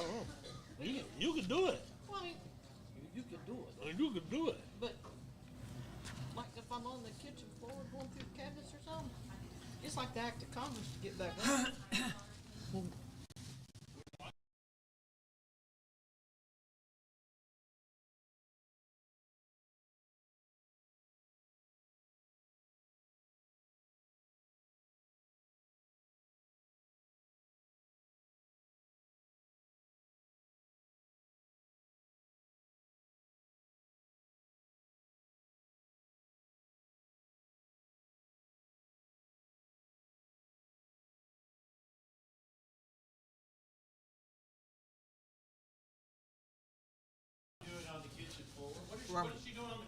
Hey, Carrie, do you think Coach Mack would make picks with us on the other Conference USA games? No. Okay. No head coach is ever going to pick a winner or loser, even in his own game, let alone all the other teams. I knew he wouldn't do his own game. No. That's why I was like, What's the spread this weekend? 36 and a half. I watched that game. Old Dominion. Here you go. They were up 7-0 until that punt Give return. that to Will. I've got one for Will right Oh, okay.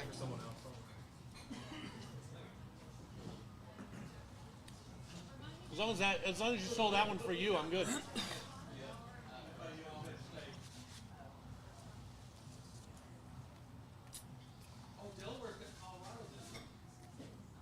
So, are we going to? If we are doing this many picks at the end, and that's going to take the last 15 minutes, I think we go straight into coach to start the game, and then it's the player. 15-minute coach, 15 minutes player, 15-minute coach, and then Will. No, because we're bringing the coach back on, right? We're doing recap of last week's game, player, coach, and then head coach again, which Okay. means it's going to be 15 minutes probably. Well, 10, let's just 10, cut 'em- 10. Yeah, that's fine. Something like that. Yeah. Because the coach isn't going to want to talk too much in depth about Yeah. this week's matchup. Make sure you got that email so you can get it up.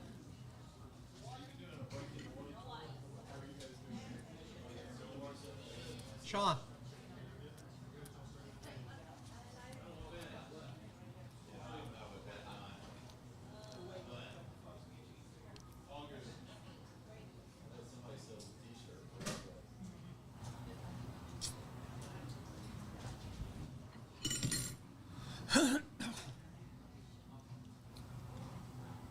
I think you told me you guys were changing some stuff around here, Sean, but the pretzel bun is really good on this.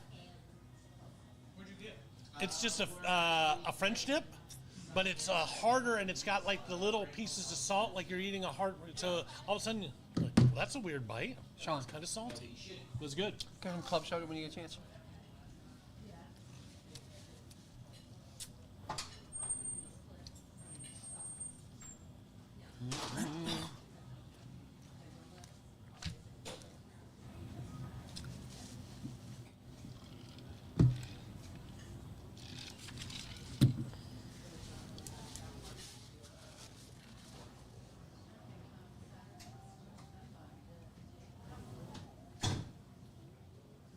The pretzel bun is brand new, right? This bun is like a pretzel. It has like salt embedded in it, like a pretzel does. I've had the sandwich before. I've never had this. It was pretty good.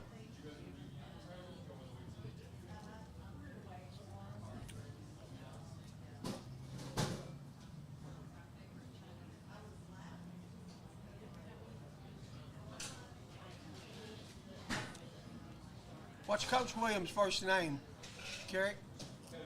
Is it James Williams? Well, we're going to look a lot of stuff up here. It is. Was that who's going to be on? That's the other coach? Yep. Yeah. So did you hear us, Larry? 15, 10, 10, 10, 15. I mean, I'm just going to take cues from No, absolutely. But what we're thinking Coach is Mack, Coach player Mack of for the week, first 15 Coach, minutes. Coach, and Will. He's like, dude, I don't give a shit. And then press the button when you guys all look at me and I tell got me. beer. I'm good. No, but like I said, I usually take the clues from you all. Oh, absolutely. Absolutely. James Williams, the quarterback coach? Yeah. Okay, yeah, James. Mama called him Jimmy.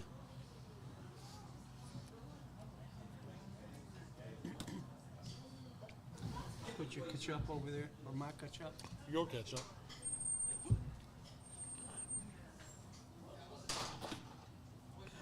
Are there any buntlets left over there? The two, the lemons. Everything's gone except for the lemons. All right. Oh. One thing you may not have seen on TV. We took a third of our band. A third. A third of what? The band. We had 130 people in the band that was there. We have 356 or 66 band members this year. We had 130. Wake Forest band was less than 50. The entire band. Wow. Weirdly small. Well, but you know what's funny about that, and I don't even know what the number is, but that's a private school, Wake Forest. 9,000. There you go. 9,000, 51,000. We look around the campus. It's like a little high school stadium. Right. Campus. It's, Pretty campus, isn't it? it's pretty, but it's tiny. Very Oh, small. yeah, it's small. Yeah. Were you sitting with Tom and Jody when Josh booted that 63-yard punt to get us out of the hole? Yeah. Oh yeah. That was big at the time. They did a good job. There was one time, I mean, they sent 10 people after him one time. Yeah.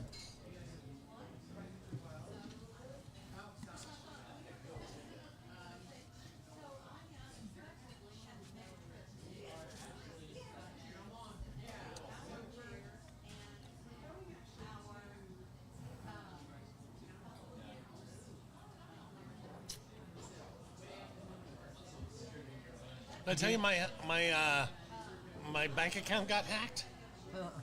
I got a text the other day and it didn't look like a real text from Truist. I was like, oh, that's bullshit. And then I got an email and I'm like, yeah, that email looks like bullshit. And then I went on the app and the app's like, would you please listen to us? I'm like, oh, sorry. Did you get the email? I just got it. I got it on this. This is trying to download so many that it's having issues.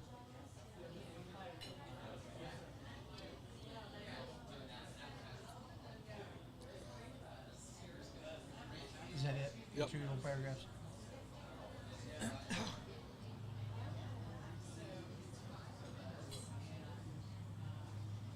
Why don't we do them at the very first, and then bring on coach? Do the picks first? No, do the commercial first for new rental. Introduce. Oh, to start. Yeah. Okay.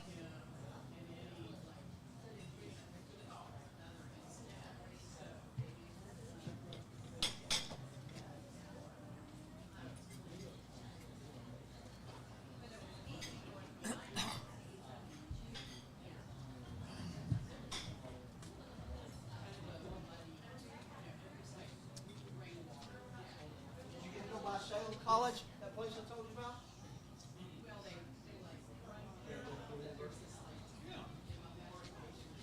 Mayberry days? No. Oh, that was characters who would do that.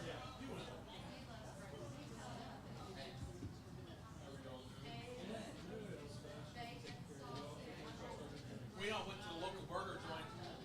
They took no credit cards. It didn't take cards? That was a selling point. Right. That place has got to be good. I feel the same way about Brandy's hot dogs. Yes. Same kind of. Right. Looked a lot like it. So did it, what? How many restaurants did you write in your soon-to-be unveiled book? So we went to Diamondback Grill Thursday night, which was okay. I mean, it was okay. We went to the burger place, which was really good. Went to a couple breweries, a distillery. I didn't even know North Carolina had distilleries. I don't remember where we went. Lemon. No, Friday night was the game. Thursday night, Friday. You're very welcome. So we went to Brian's Steakhouse. I don't know if you heard this story. Not the chain, obviously. That's where Charlie and I went for our anniversary dinner. I went on like Yelp and I'm like sorted by the most expensive. I said, one of these has got to be good. And I'm going through there and I went, Brian's. I clicked on it and I'm like, that's not the chain. It was a little tiny house. And it was converted to a restaurant. And I had like prime rib. Larry, how was the feed? Good. Was it good? Charlie had As chicken far as grits. I can tell, it seemed to be doing And we had some toasted brie. Toasted brie? And brie with crackers and raspberries and When I was young, my dad bought me a book. It was called The Manly Handbook. Yeah. Better face death than eat quiche. John Wayne wins every fight, whatever it was. And so there's certain things that I hear, and it's like, what was it? Toasted brie? toasted brie. Toasted brie. But now that I'm like, that sounds like it could be pretty freaking good. It's just a real soft cheese. Sure. And when you warm it, it just spreads real nicely on a cracker. Whenever I make my little cheese and or egg and biscuits breakfast or whatever, I'll always cut the cheese, pun intended, before I cook, so that by the time I'm actually ready to do everything, the cheese is softened to where, it's not like hard and still cold. It's one of the keys.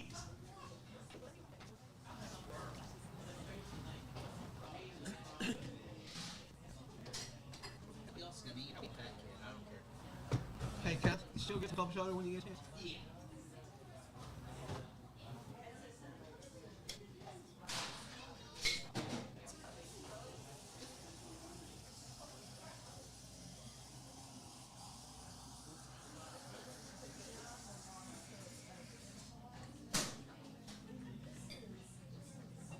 Thank you, kind sir.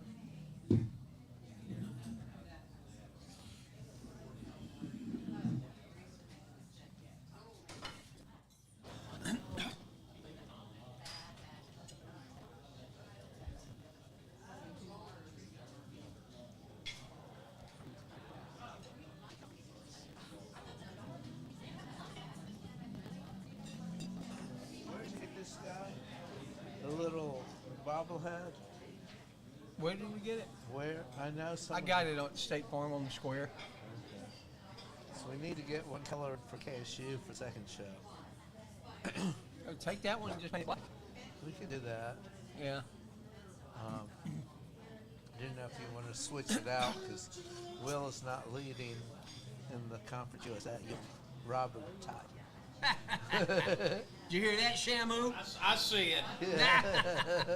So, two things. When I did the Facebook post, I only put owls, but I didn't want to confuse anybody when they start looking for the coaches. It's like, Yeah. I don't even know where that is. Who are we going to say those are from? From? I mean, if we're going to give them on camera, It's from the Owl Show. correct, and that's fine. I just wanted to bring it up so that because we definitely don't want to say this is from Middletown House in New Realm, where it doesn't sound like we are the ones. By the way, we're in the stadium this weekend. He's got a lot by the way. In the big screen. Hey, everybody, come to Miller's for the coaching show. Lake Forest does their coaching show at Miller's. How funny is that? Ain't that funny? And then also on the big screen. I'm like, who was hacking into it? When their students show up, for a school that only has 9,000 students, that student section huge. Yeah. Then halftime they all left. They didn't come Imagine if we had that many students to the game. back. I know. Our students we couldn't fit them in the stadium. Stan's not going this weekend. Did you know? I heard. Yeah. I was riding with him. I'm not going to drive up by myself, but You can ride with us, but there's one place you're going to get to is the airport. yeah, you're going to be on the plane. Yeah, Dustin's going. He sent me a message. He goes, send me your flights. Okay, so he booked the same flight so that he could share a rental car once we get up there. Very cool. Charlie's not going? Well, Dustin's wife's going too. Natalie? Natalie, yeah. So it's going to be the four of us. That'd be fun. Tom Chenal was like, you want me to call, I don't know his name, like Joe, the guy that runs the Speedways Museum? I'm like, absolutely. He's like, yeah, I'll get you guys hooked up with a tour. I did see that Mr. Crooks liked my post on Instagram. Or on X. Adam liked it.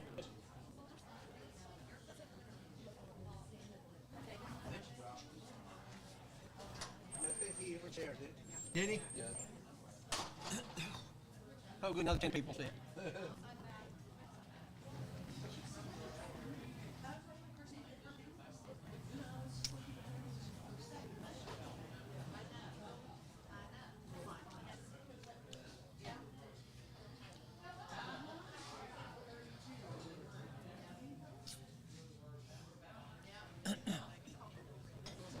Hey, Robert.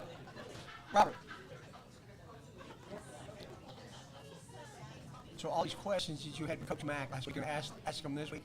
Absolutely. Okay, because I know you said you had a list of questions. Well, I'm just trying to come up with a great first question. I figure everything else is so. The flow? I have a good first question just about come out. Okay. It's his first head coaching game ever, right? That's correct. So No. he's Coach Mack? Yeah. He was a head coach at North Carolina Central at HBCU. Oh, that's right, yeah. That was a division. I don't know if that was Division 1. It's been two.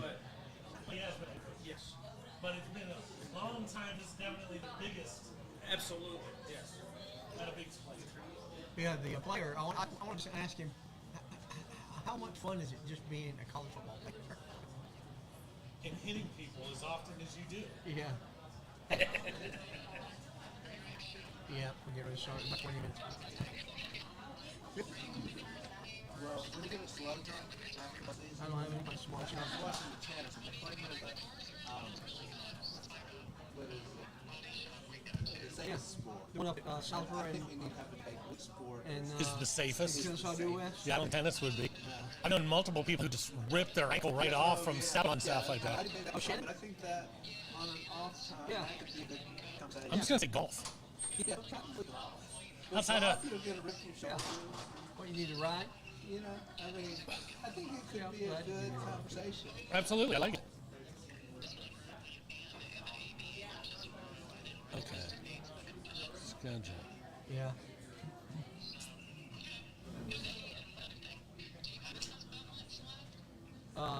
I've got about 3 at my house. I brought a box tonight to give to the waitresses. I thought her party was on the 30th. Yeah, I knew that. Yeah. No.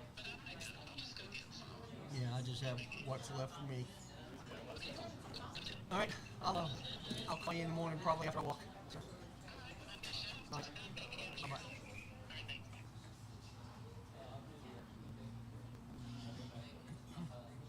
I've only been doing this 4 years. Oh, you have your shows tonight? I get the same. I get the same. That's a friend of mine. I get the same. Is that the redhead? Yeah. It sounded like her. Oh, what's her name? Melissa? Melissa. What did you say about it before? It sounded like her. Oh, something like that. No, I get the same thing.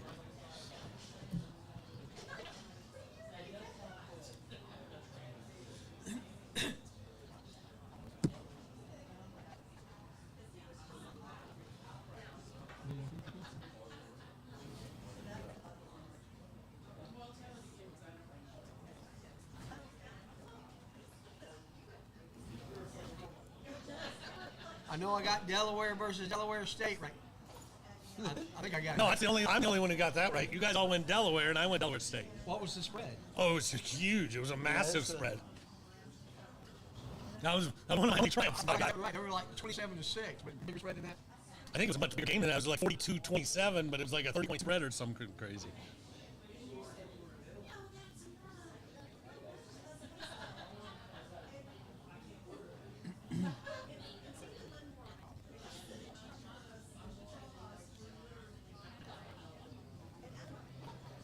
Lee County High School's biggest rivals. Robinson got those 29 and a half, and Robert was like, What was the score? I don't know what the score It was was. 29 and a half. 29 and a half, and I think the Delaware State was like, they had 29 and a half. It wasn't nearly that close. Yeah. It was It's a much closer game. much closer. Yeah, it was one of the few ones where I was like, just this pump. I might not remember anything other than I felt good after taking it. Yes, I'm gonna win. We talked, you're like, I'm doing great. Bottom out. So Barron's from If only Leesburg. we could have stopped after Friday. That'd been nice.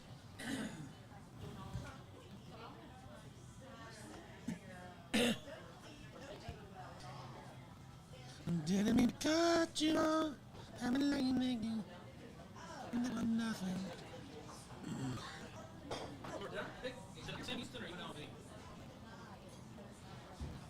I took a picture of all of them when I marked up the scores on my phone.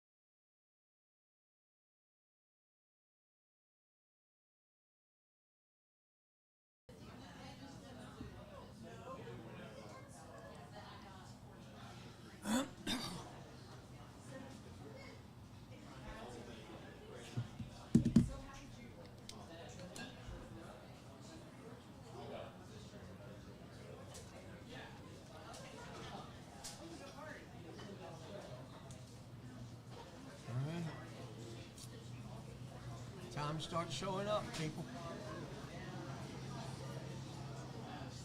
Said the coach might be a little late. The James cornerback. Williams.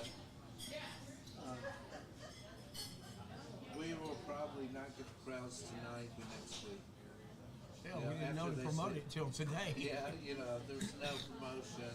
No one knows. It's okay.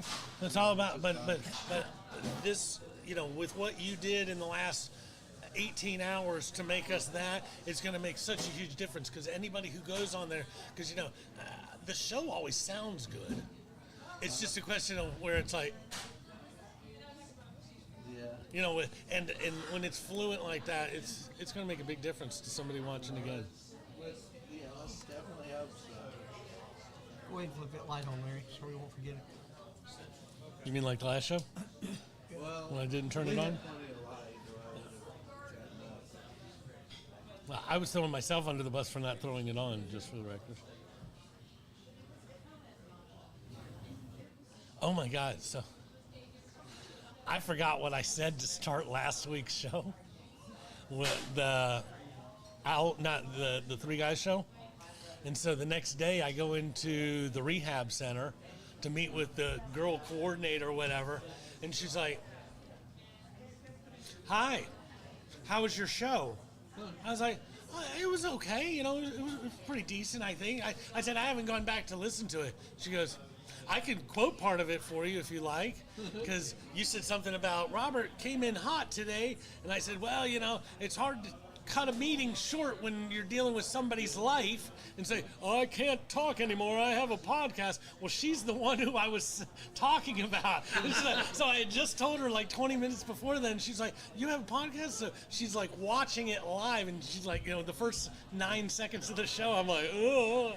She's like, "Oh my God, you threw me under the bus." I was like, "No," I said, "I couldn't tell you that it was really funny. It was really funny." I'm like, damn it, I have to pay attention to what I say sometimes. The kid who sold us the new equipment at T-Mobile today, was interested, so I gave him the stuff, so he's supposedly watching it tonight. Did you say anything to Greg about maybe sitting in for you on October 1st? No, I totally forgot. Maybe you teach that guy.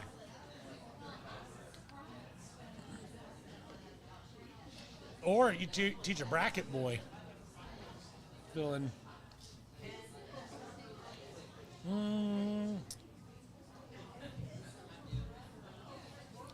I still have fun every time I have a conversation with somebody, Larry, where I tell them about we had a show and then they wanted to cancel our show and we can't use this, we can't do that. Well, bitches, we already know we own the name Jerry Mack Show. You can't have a Jerry Mack Show without us. We own that. My man, Larry. That looks like the player coming in. Well, it's funny, we're having these problems where we can't use certain names and stuff. I went to this thing last week where they're talking about how when the World Cup comes, and they're saying, it's the same type thing. If you want to have a World Cup party, that's what they're saying. Just don't use any of the logos or any of that stuff. Otherwise, you got to jump through all these hoops and pay all this money. But it's the same thing. Just don't use their logos and you're good. That's crazy. If you have a bar, you want people in there. You can show the games, you just can't use your logos. You can't advertise it. You say, "Come watch soccer." You can't say, "Come watch World Cup."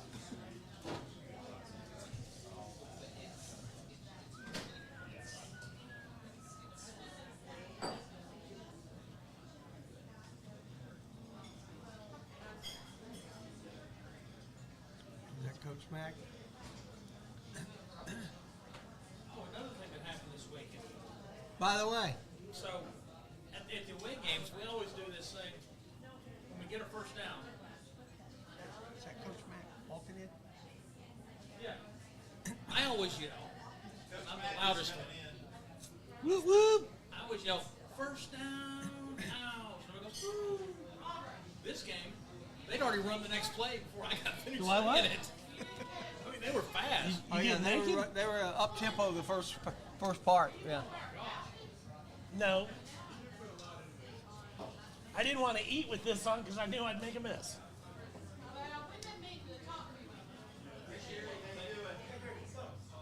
All right, Coach.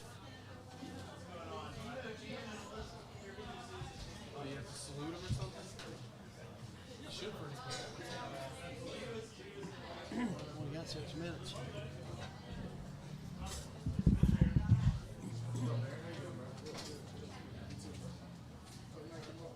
I don't think he's here yet.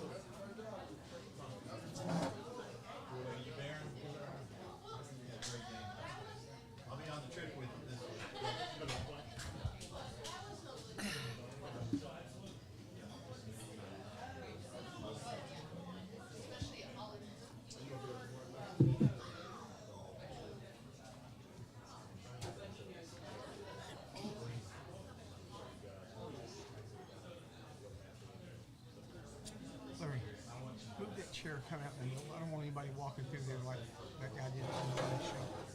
Thanks.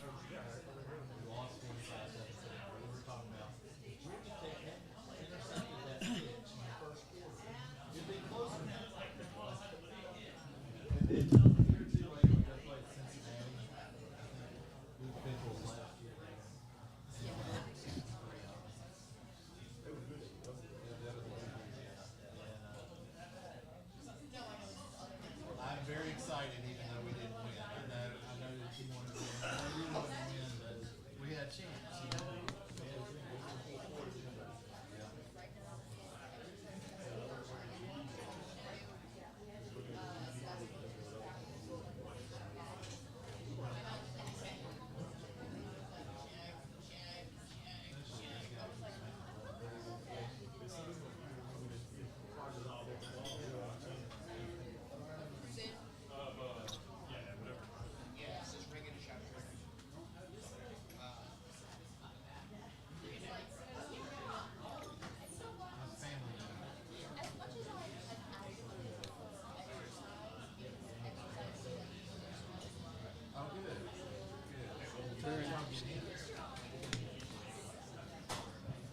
Hey.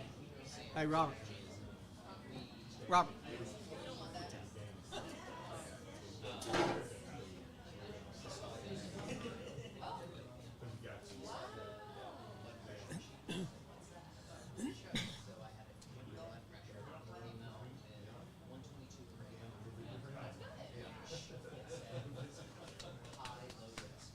Appreciate the payday. How about that?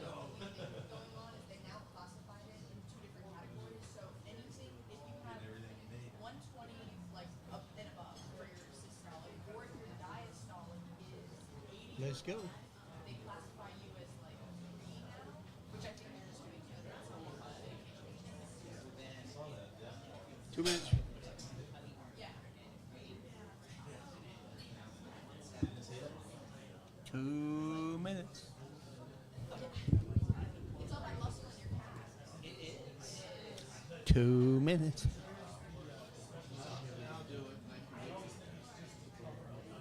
I mean, the ladies beat him up with a stick. Zeus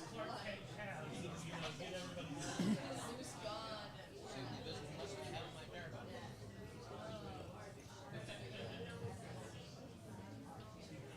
Oh, so they never do the crafting program.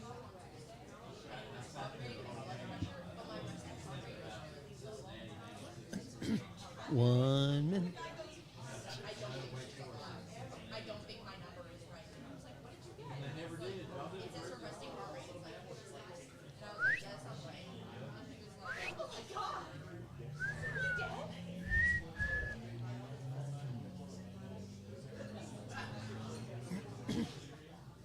Ask Robert if he's going to co-host with me. Ask Robert if he's going to co-host with me.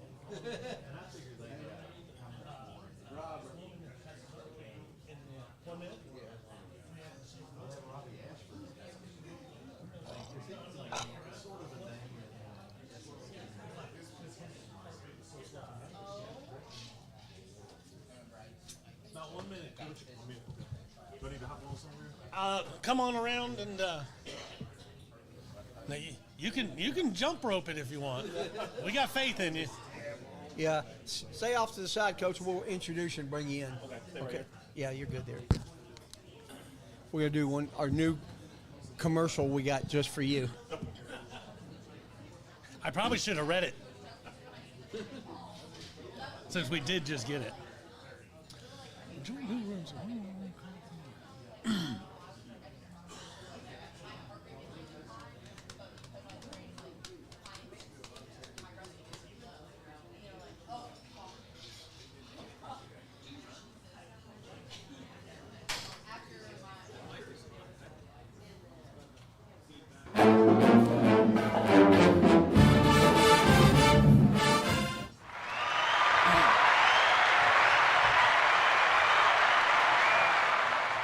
Good evening, everybody, and welcome to Miller's Ale House on another wonderful Wednesday. It's time for the Owl Show. Can I get a big hooty hoo? Hooty hoo! A very special show tonight, bringing in our head coach, Jerry Mack. But first, let's get our new commercial sponsor out of the way.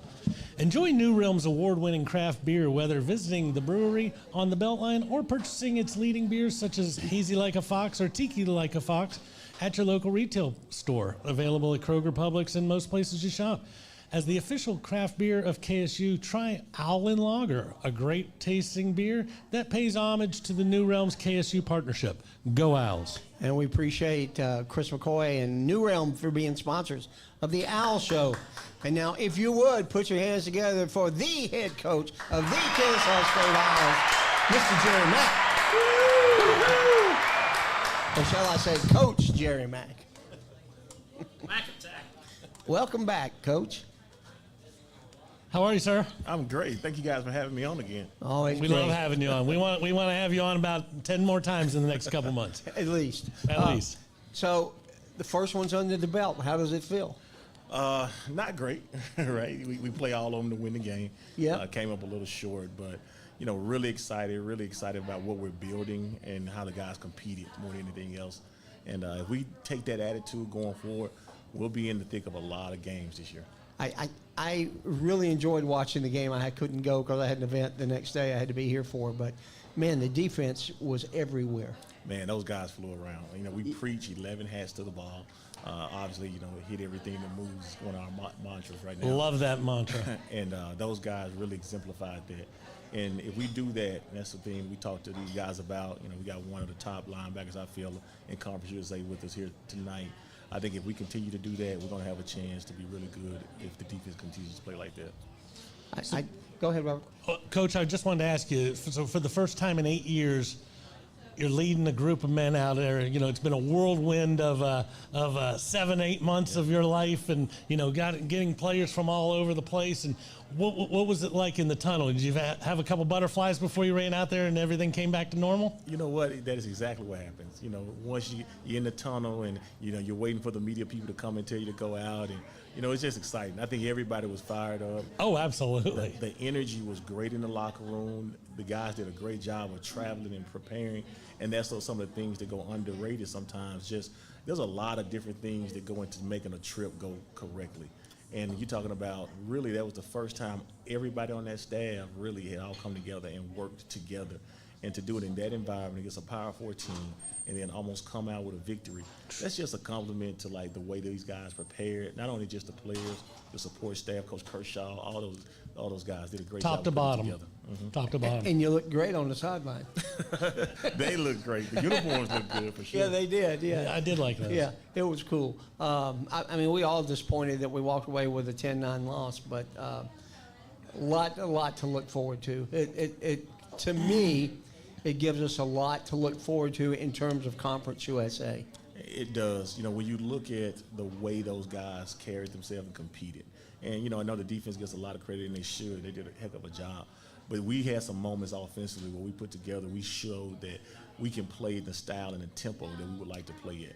And that's one of the biggest things we took away from that environment. Just, look, we're headed in the right direction. It's trending the right way. Absolutely. And, going back to your defense, giving up 10 points out of all of the Power 4 conferences that held home games, that was the fewest amount of points scored by any of them. That's unbelievable. So starting out right there and just saying, hey, we're here for real. And I know I made a post that said, Conference USA is paying attention now. Like, not real sure about all this stuff. But what did you like most about the game outside of the competition and how everybody came together? Well, I like that we did not turn the ball over. That's the number one thing we talked about all week. And that's got to be our calling card all year, is just to protect the football. The football is everything. We got to do a great job. The second thing is the way the defense played as far as everybody getting to the ball. There were several clips that when we came in on Monday morning and showed it to the team, we could have went over and over, just all 11 bodies on the field on the defense side of the ball are making tackles. Even if the first, it's like a magnet. Everybody's just coming. I mean, they're there. And that was really huge for us, to be honest with you. And I think the third thing is, from the offensive standpoint, is to just play fast, right? Play fast, play our style of ball. Don't worry about anything else. Don't worry about the man in front of you. We always use the term nameless great faces. And when we say that, we just say, hey, don't worry about the other person, their resume. Only worry about defeating the person. And every week, that's the kind of mindset we take. So there were several things, in the kicking game. I thought Gabe Benyard did a heck of a job fielding all the punts. There were about 40-plus yards, hidden yards, just with him alone. Right. And I did think at one point that I was watching the 1990 Bills. You guys were running so many plays. It was just I love the up tempo in the first so drive. fast paced. It was like great. Get them on their heels and let them figure it out. Yeah. Yeah. Will was saying earlier they didn't even have time to say first down Owls because you're already running again. And that first, I know we gave up a touchdown, I think, on the first drive. But we also came back down and scored on a really, not a busted tackle, but a broken tackle. Right. Man, great run. Man, Coleman Bennett, Alexander Diggs, they did a heck of a job. Just tough, hard-nosed running against, a team that's supposed to be bigger, faster, and stronger. And if they take that same kind of mindset going forward, and we continue to really, implement that into our offense and the mindset of our offense, we got a chance to be able to put the ball on the ground and run it. And in this league, at every level, if you can run the football and control the line of scrimmage, you got a chance to win every game. Number one. Bigger, faster, as you said. That was the one thing that came overall to me. Watching Kennesaw teams pass versus today, man, it's a world of difference. Well, it's a work in progress. Yeah, and you know what amazed me is Carrick shared something with us today that yesterday was 10 years to the day that KSU played their first football game. Oh, wow. Did you know that? I did not know that. Yeah, at East Tennessee State 10 years ago. Was it today? I think it's 10 years ago today. Yeah. Cool. But that's pretty amazing. That is. Yeah. So how do you feel now that you've entered this for 6 or 7 months now? 10 years was a different era, and now it's you. It is. Just a lot of moving parts. When you look at all the people that we brought in, it wasn't easy trying to put this team and staff together. 60-something new players, and really a compliment to the guys that stayed, because a lot of those guys had opportunities to move on, but they loved Kennesaw State. They wanted to be here and see if we could build something special, like B-Hop and a lot of his other teammates. But that is where it all starts at. It starts with those guys believing in the vision and kind of getting a taste a little bit of what we can be. Absolutely. I was watching the North Carolina game on Monday night, and they just kept talking about 70 new players. 70. Well, how impossible? He's got 70 new players. I was like, Coach Mack's got 68, and he hasn't complained one time. So let's cut that one out of the mix. Yeah. But, it is the new face of college football, right, with the incredible turnover. And even for some of the most successful programs, no matter where you are in the country, you're going to have a large turnover every year because of the portal and everything else. No doubt. It really is. And you gotta do a great job of evaluating the talent that's in the portal. You gotta do a great job of evaluating and figuring out who you would like to keep on your roster and who want to help you build going forward. Young freshmen, we have to play more bodies, and I think that's everybody in the country. You're going to see a lot more freshmen playing as soon as they come in the door, just for the simple fact from the game itself, the maturity level that these young freshmen have now playing 7-on-7, and in football is almost year round, you know, especially in the southeast part. Yeah. Absolutely. And I read a blurb in a paper or somewhere about you said we need to get the offensive line, get more depth going, that they got a little tired towards the end of the game. Is that because they were running the up tempo so much, or? I think it's a little bit of both. I think it's a Yeah. little bit of the tempo, the style of offense, and I also think, you know, we have to do a better job of playing more offensive linemen. You saw a lot of those penalties that we had with pre-snap. So that means guys were tired, guys were not focused. The holding penalty sometimes comes when a guy doesn't want to continue to move his feet. All those little things that kind of go into that. That means that we need to take about 10, 15 snaps off our starting right tackle, our starting left guard. If we can do that, that gives us a chance not only to develop young players and develop our roster, but it also gives us a chance to be fresh in the full quarter. So, question out of the blue here. When you're talking about giving some of your bigger starting offensive linemen a little bit of a few breaks along the way, is that something you'll sit down with your position coaches and talk about before the game to make sure I want them to sit for 5 plays in the first quarter, 5 plays, and so that by the time the fourth quarter comes, he doesn't have to sit, and I can kind of ride that horse all the way through? Or we do, so it's never going to be a wholesale change. So we're never going to bring in 5 brand new bodies.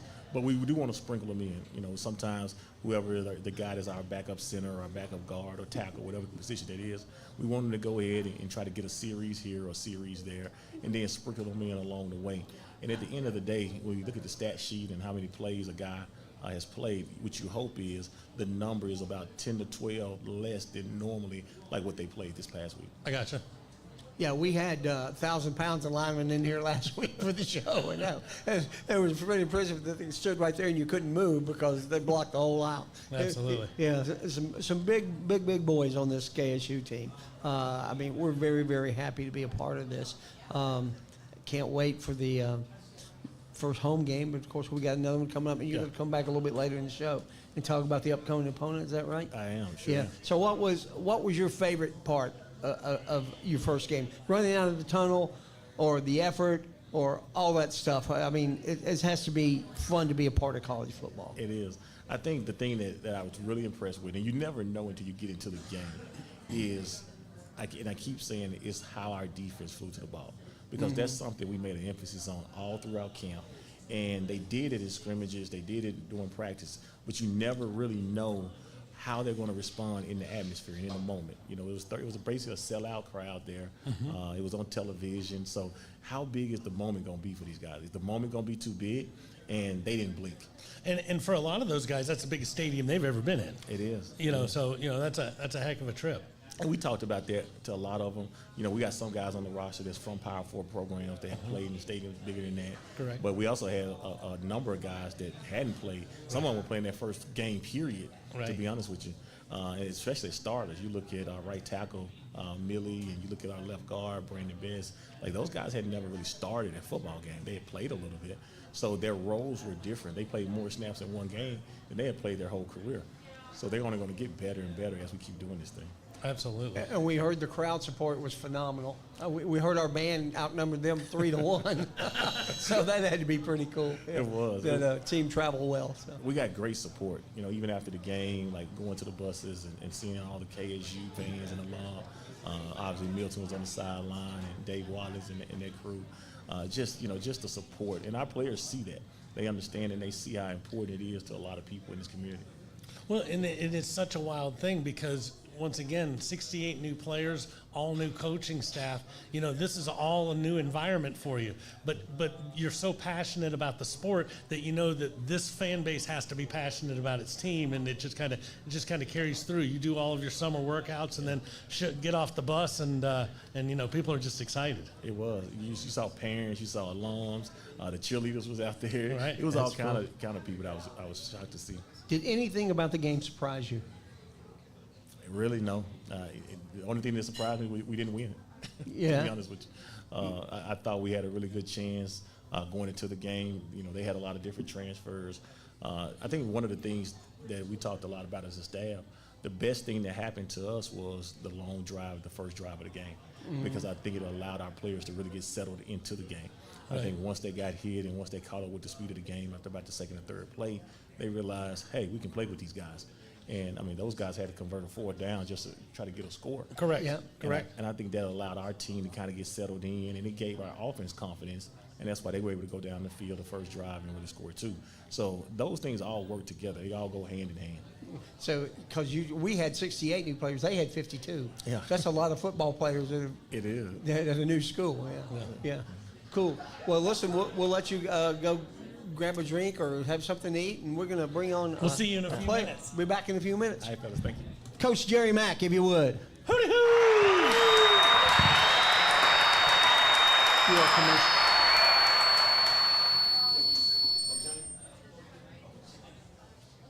Let's do a commercial.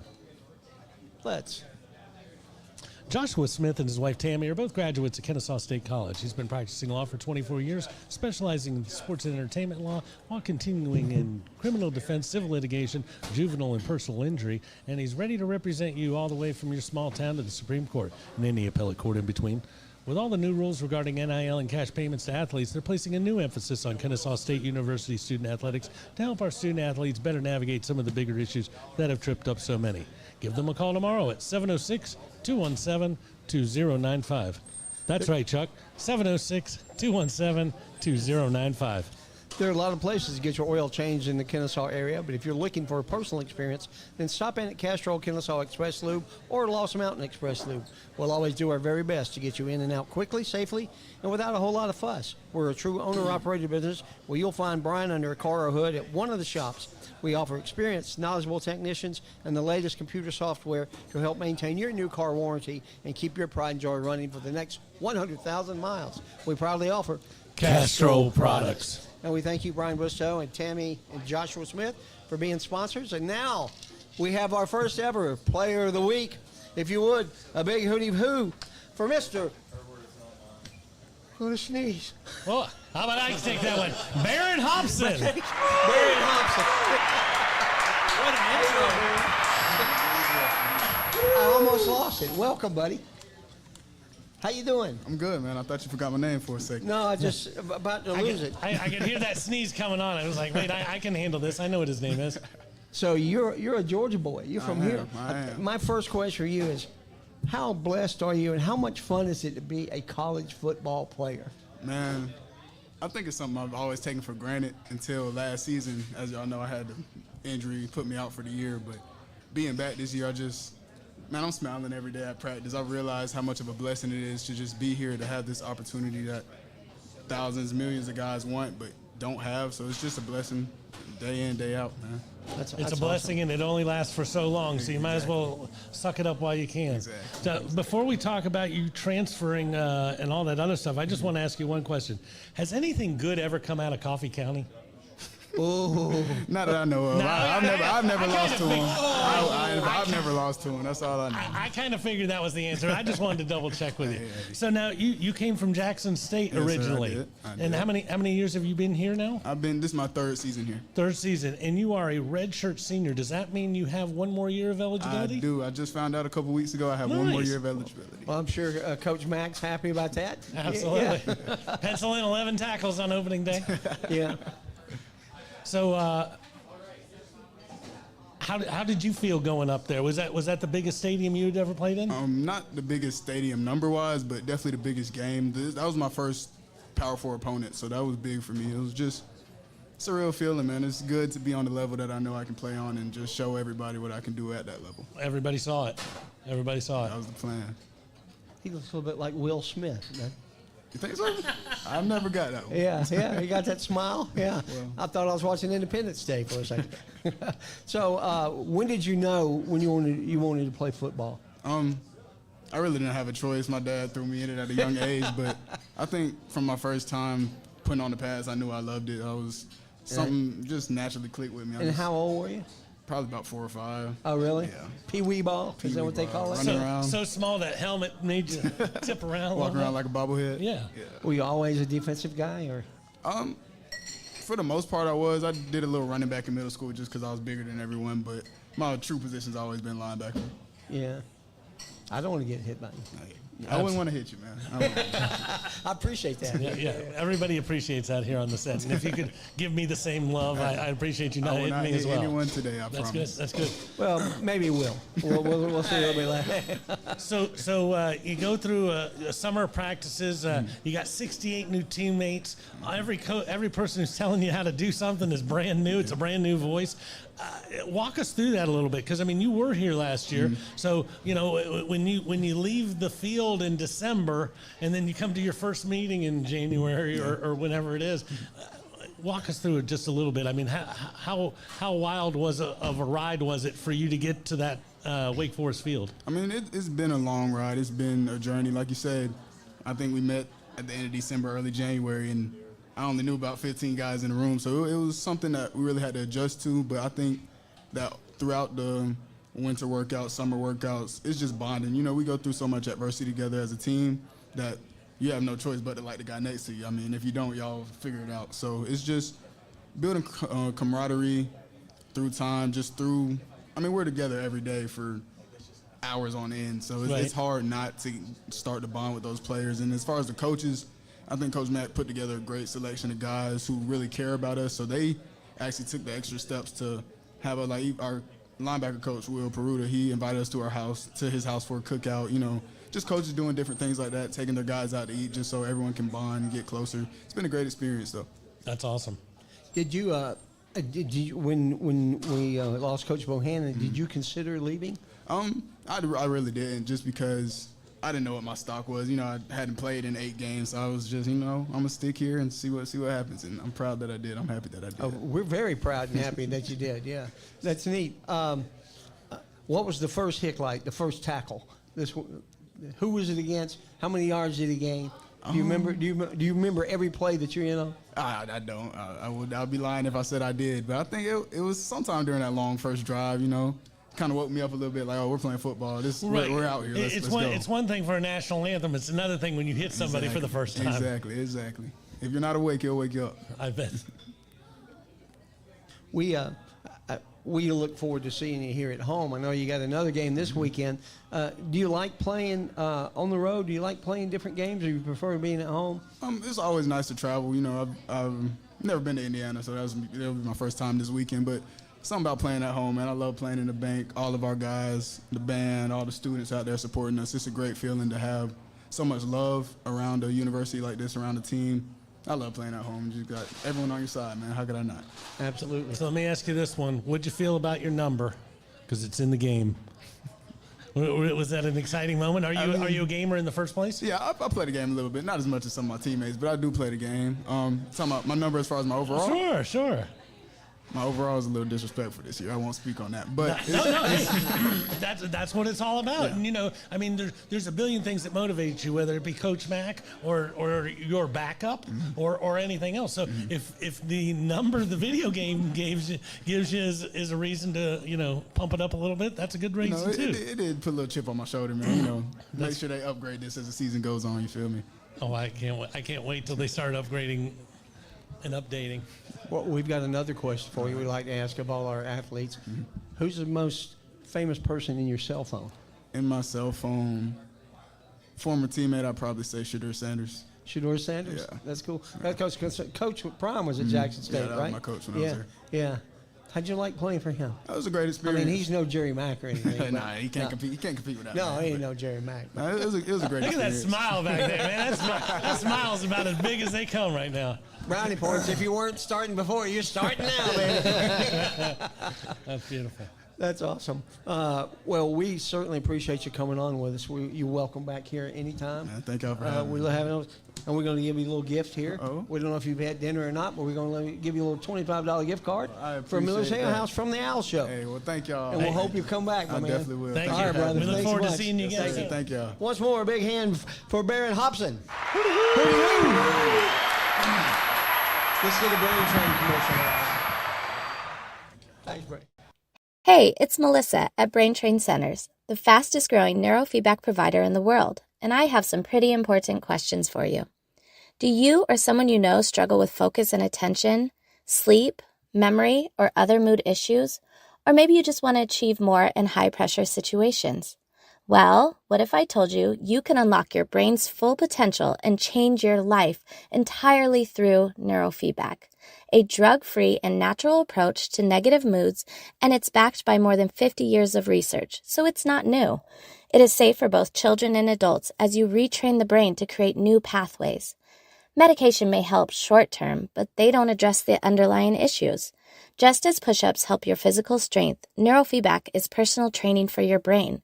With over 20 offices nationwide, don't hesitate to reach out to Brain Train Centers, as we will provide you with the highest level of compassionate care and help you achieve the mental clarity, performance, and calm you deserve. Your journey to a better quality of life starts with a brain map. Now you can retrain your brain and reset your life. So just call or text 470-291-2778 or visit braintraincentersinc.com. Thank you, Melissa Hergert, for being a sponsor of the Owl Show. And now we have another first-hand guest, our coach of the week, Mr. James Williams, cornerback coach for the Kennesaw State University Owls.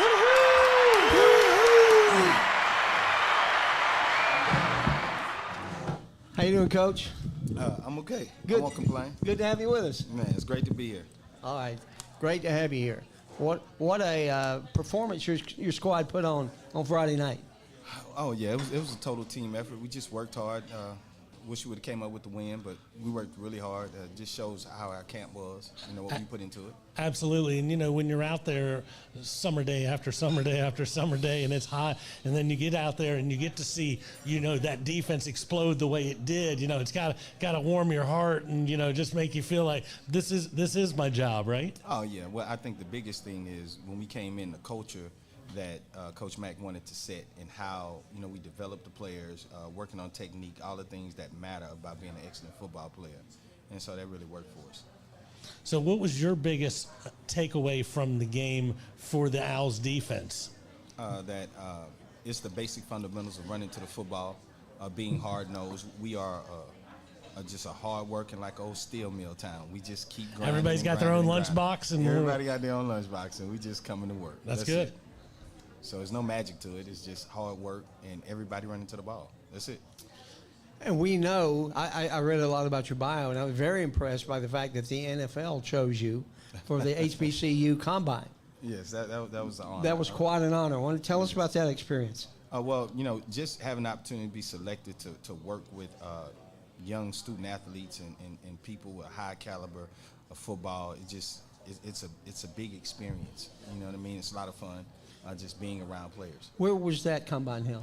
Well, it was for the HBCU Combine. It was in New Orleans. In New Orleans, Mm-hmm. Okay, yeah. Mm-hmm. So not the huge one in Indianapolis, but no, I didn't make that one. Yeah, I didn't make that one. Yeah. Did you play? In the league? And did you play ball? Yes. Yeah, where yes, did you play? At Texas Southern University with the Houston Oilers, Indianapolis Colts, NFL Europe. Now, I'm not going to try to date you or anything, but you did just say the Oilers. Yeah. I love it. I love me some Baby Blues. I was there with Warren Moon, so I'll tell you how old I am. Did you play with Adam Meadows at Indianapolis? No, that was my rookie year in 92. I don't remember Adam being there. It was my rookie year. Okay. He might have come. I think he graduated from Georgia in 92 or 93, but he was a good friend of my nephew. I played at McEachern High School. I believe Warren Moon is the most underappreciated, under everything quarterback the NFL has ever had. Let me tell you something. If he would play for Coach Mack, he would have threw for 100,000 yards. Oh, there's no doubt. But you think about the disrespect coming out of college where he had to go to the CFL and dominate for 5 years, and then if you give him those 5 seasons, you add them to his incredible totals. Wow, I mean the guy was incredible. Oh yeah, a great human being too. Great guy. Oh, absolutely. And your corners coach. Mm-hmm. How would you grade your corners from Friday night? I think they did a really good job tackling, being where they're supposed to be. But I expect so much more. It's never enough, because when you get complacent and say, "Oh, you did good," I'm gonna find something wrong. You know what I mean? It's your job, right? But I feel like they worked really hard and they execute the game plan. So you can't ask for much more than that. Well, I wrote down this question, and man, did you just lead me right into it. Is it easier to coach the team after a game like that, where there's a little bit of heartbreak, but you know how well they played, and if the game doesn't go in that direction, they kind of look at you like, Coach, I don't know what you've been telling me all year, but it didn't work out like you told me. And after a game like that, they're looking at you and they're like, all right, Coach, give me what I need to make that next play in the next game to make it a little bit of a difference. I don't think it's so much the word hard. It's balancing your players out to understand you take the good with the bad. You got to stay even keel pretty much to know who you are and where you're going. And where we're going is to get better. How can we get better? How can we be better than we were last week? How can we be better than we were yesterday? So how do we get better every day? Because a game is a game. Like, this is the process that we're going through. And so we're not looking at the results. We're looking at the process. If you play as good as you play and you play as good as you, it won't matter. Well, it won't matter. If that's all you, it's a saying, all that I have I gave, and what I did not have I could not give. So if you can just give everything you have, I have to be satisfied with that at that point, because that's all you have. I can see it on tape. That's all you had. Correct. You've watched enough tape in your life to where you can watch a play halfway through the third quarter and go, you mailed that one in. Yeah, you nailed it in. And we gave up 7 points on the opening drive, and that was it. A field goal's all they got after that. That was I think just hard work, just playing hard football and not worrying about the score. Because at some point you can't worry about the score. You just have to keep playing football. Because I've seen teams up 21 and start coasting and lose a game. We've seen it so many times in the last few years. For us, it's always zero. It's always zero. You just keep starting over. You just keep just breaking, just chopping wood. Just keep chopping wood and chopping wood. And what happens in the end is just, that's what it is. Short memories, right? Ooh. Whether you made a great play or you didn't make a great play, you better forget about it for this next down. You need to have amnesia to play good football. Absolutely. Yeah. Yeah. Did anything about the game surprise you? If I had to say something surprised me, I knew we were going to play fast, but I think we played extremely fast. And that was because of the hustle. And so I think the kids settled in faster than I thought they would. Like Coach Mack said, I think it was because that 14-play drive, and we got a chance to get settled in. When Coach brought that to my attention, I was like, yeah, Coach, I didn't think about it that way. But I think that was the thing that got us settled in. If there was a big play, then all of a sudden it's a 3-play drive. They don't get time to settle in. They're not ready that second set of downs or it second could possession. easily went that way to say, if they would have scored a touchdown quick, it would have been like, wow, you never know how kids will react. But it's different when they get a chance to go over and over and over again. It kind of starts to feel like practice. What was it, a 13-play drive? It was 13 or 14 plays. And there were 1 or 2 fourth down plays that they converted, right? Yeah. So it wasn't easy. No, but like you said, once you go against the same guy 13 or 14 plays in the first 7 minutes of the game, that first play might have surprised you a little bit, but by the time you get to the 12th or 13th play, you're like, I got you. Yeah. I know what you're all about. I can match up with you. And this game is past. We lost 10-9. Better things ahead. Yes. How much film have you been watching about Indiana? I slept 3 hours last night. Love it. Yeah. I slept 3 hours last night. Yeah. So we've been watching a lot of film. Yeah. Yeah. Are you impressed with them? How do I say it? I don't put anyone above us. I think they're a quality team, a well-coached team, but we're well-coached. And so I'm going to always bet on us. And that's the only thing I know how to do. There you go. Did you see the quote from Coach Cignetti at Indiana? Which one? It was very, very complimentary. He said, this is a very good defensive ball team. They're in the right place at the right time. Well, that's like anything. I won't get buttered up either. Yeah. Get buttered up. Yeah. That's not bulletin board fodder there. Yeah. And let me ask you this, just because I already made fun of you because you played for the Houston Oilers.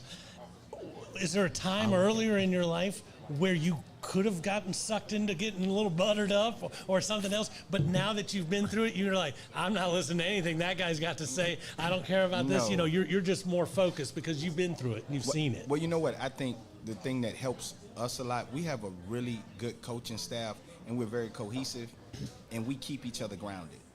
And it's a lot of times you'll have a staff that people are separated, but we all really like each other. And so when you have a staff like that, you know, we keep each other in the right place to just keep moving forward. And so it's a long season.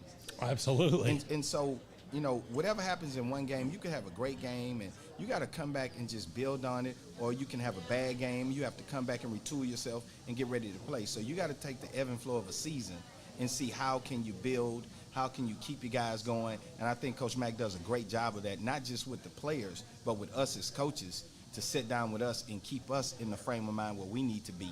You know, he takes care of us so we can take care of the players. That's awesome. Yeah, the coaches High praise. Coaches' focus leads to players being focused. Yeah. In my opinion, and that's obviously what Coach Mack. He has hired the right staff, in my opinion, of what's going on at KSU. Because I don't know if you heard us say, but 10 years ago today was the first KSU football game ever. Wow. Did you know Wow. that? No, 10 years ago today. Yeah. No, I've been watching film. And 3 hours worth of not that sleep. film, not that film. Yeah, I've been watching film. No, but Yeah, so this KSU program's come a long way. I went to Kennesaw Junior College back when Carrick's dad was my econ professor in 1974. Wow. But there were 5 buildings on campus when I went to school there. So Wow. it has changed a little Yes, bit. yes. From 1,500 students to 51,000. And I think it will continue to change. I think this is one of those places that you are at the right time when it's about to explode and just be the right place to be. I saw the start of the explosion last Friday night. I liked it. I liked it a lot. Well, I'm just happy to be here with such great men on our staff, and it's just a lot of fun. Last question for you. Who's the most famous person in your cell phone? This is going to be a good answer. I know. He's been around the block, Coach Williams. I'm almost there. Now I'm going through. I'm trying No, to say that's who's good, the that's most good. famous out of. Well, if I say most famous person, There's no wrong answer. There's it's no your wrong opinion, answer. sir. It's your opinion. I would say the Olympic sprinter Carl Lewis. Carl Lewis. Oh, yeah, I've heard of him. I've heard of him. He was recruiting my son. Let's see. Could you to run call track. Carl up? I'd like to say hey. You know, That'd be and, pretty cool. Let's see. What is that? The 84 Olympics, the 88 Yeah. Olympics, the 92 Olympics, the 96 Olympics. Yeah. What an Well, amazing. How you think I felt when he called to recruit my son? I just can't imagine. That's pretty awesome. You know, your son doesn't know who's calling on you. You're like, Yeah. you need to listen to this guy. This guy is the real deal. Well, we promise you this. We want you back on the show. Absolutely. And, you're welcome anytime. And thank you. We're going to give you a $25 gift card to grab you something to eat before you go watch more film. You know what? If anybody says something about you guys, you'll see me on TV because they can't talk about you. Because I'll be in a whole lot of trouble because they said something about you. I'll never let nobody say anything bad about you. There okay? you go. I got you. Loving this Thanks. guy already. All right. Big hooty hoo for Coach James Williams.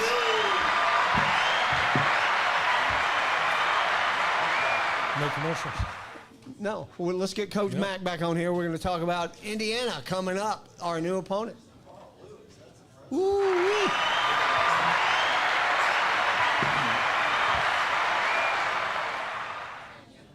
So I guess you heard what we said to Coach Williams about what Coach Signetti said about you guys? I know. Did you read that? So he said that you guys looked so good on defense. Mm-hmm. He said all their players are in the right place at the right time. And I guess that's a positive thing. Yeah, that's always a good thing. Yeah, and It is. But do you know what your coach said? What's that? I'm not getting buttered up by him. That's even better. That's the best answer I could hear all day. I love that. So he told us he slept 3 hours last night because he's watching film. How much film have you watched? We watched a ton. You know, offense, defense, special teams, so much of it.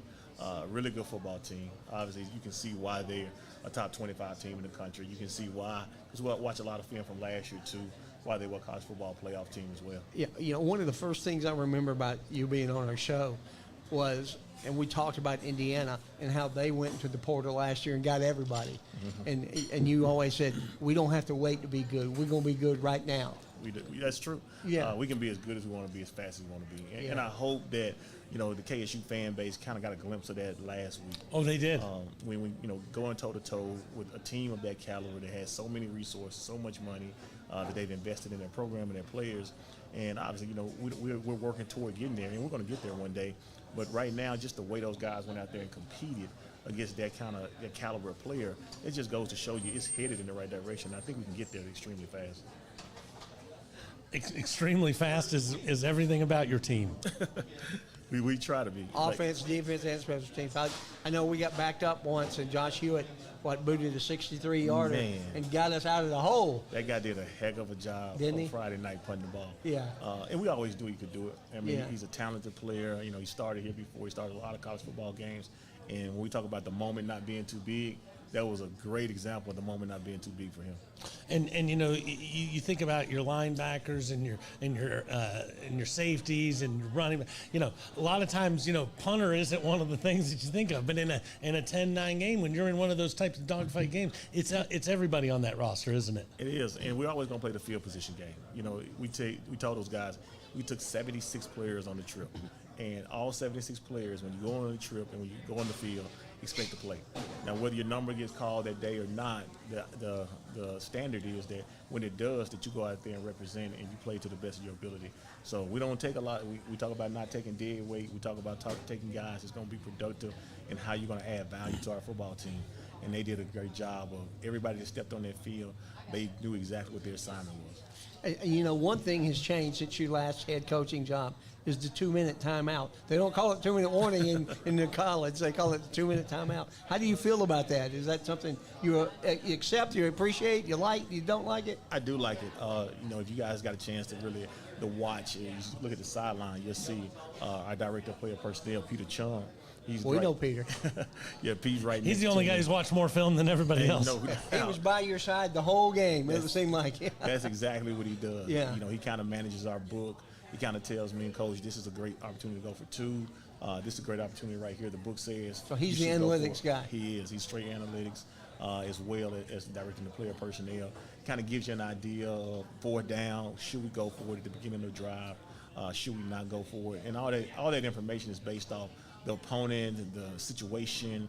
It could be so many different variables that go into it. But Pete did a great job of kind of telling me, hey, look, this will be a great time to take the 2-minute timeout or allow the offense to use the 2-minute timeout so I can use one of my timeouts. Just the clock management and the game management, he's keeping me in tune. Let me ask you this. Everybody always talks about the book. You know, the book says to do this. The book. Do you agree with the book all the time? I don't agree with the book all the time. I don't either. I'm glad to hear you don't either. Yeah. I hardly ever. And after we missed that first field goal, I was kind of done with the book a little bit. So a lot of that goes into that. But, you know, the book it keeps you on task. It kind of gives you some real feedback. You know, for instance, when we got in the 4th quarter, I told our office coordinator, I said, hey, look, we got 2 drives. That's probably what we're going to have in this quarter. So we got to try to put together a great plan for these last 2 drives of the game. And it kind of, the book doesn't tell you that, but it kind of based the information based off the opponent you're playing. The realistic, you'll probably get 2 more drives left in the game. And you know, those are the types of things that I've never heard anybody say, but, you know, it makes total sense. You know, you can't be looking at a game when you get to the 4th quarter and thinking, well, you know, I wonder how many times. No, you're probably going to get it twice, so we better make these 2 times count. So if you have any plays, this is the time to call it. No doubt. You got to be extremely aggressive. You know, we were down by, 1 point, and the reality is, like, if we cross the 50 at all, everything's a go. Correct. Everything was a go. 4th and 13 was a go. So once you get on the other side. Yes, sir.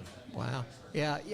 I'd love to be in your ear for one football game and hear all your conversations, because everybody's coming up to you talking to you about one thing or another.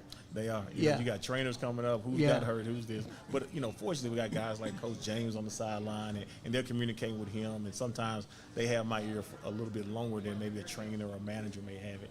And that always helps. And I can talk to everybody on the headset as well. So anything that this game in Bloomington you're looking at, especially that's going to challenge your team, or something that, you know, worries you, or any of that kind of stuff? Big, massive men up front. big massive men. I'm usually afraid of big, massive men, too. Their offensive line is huge. They look like a Big Ten offensive line.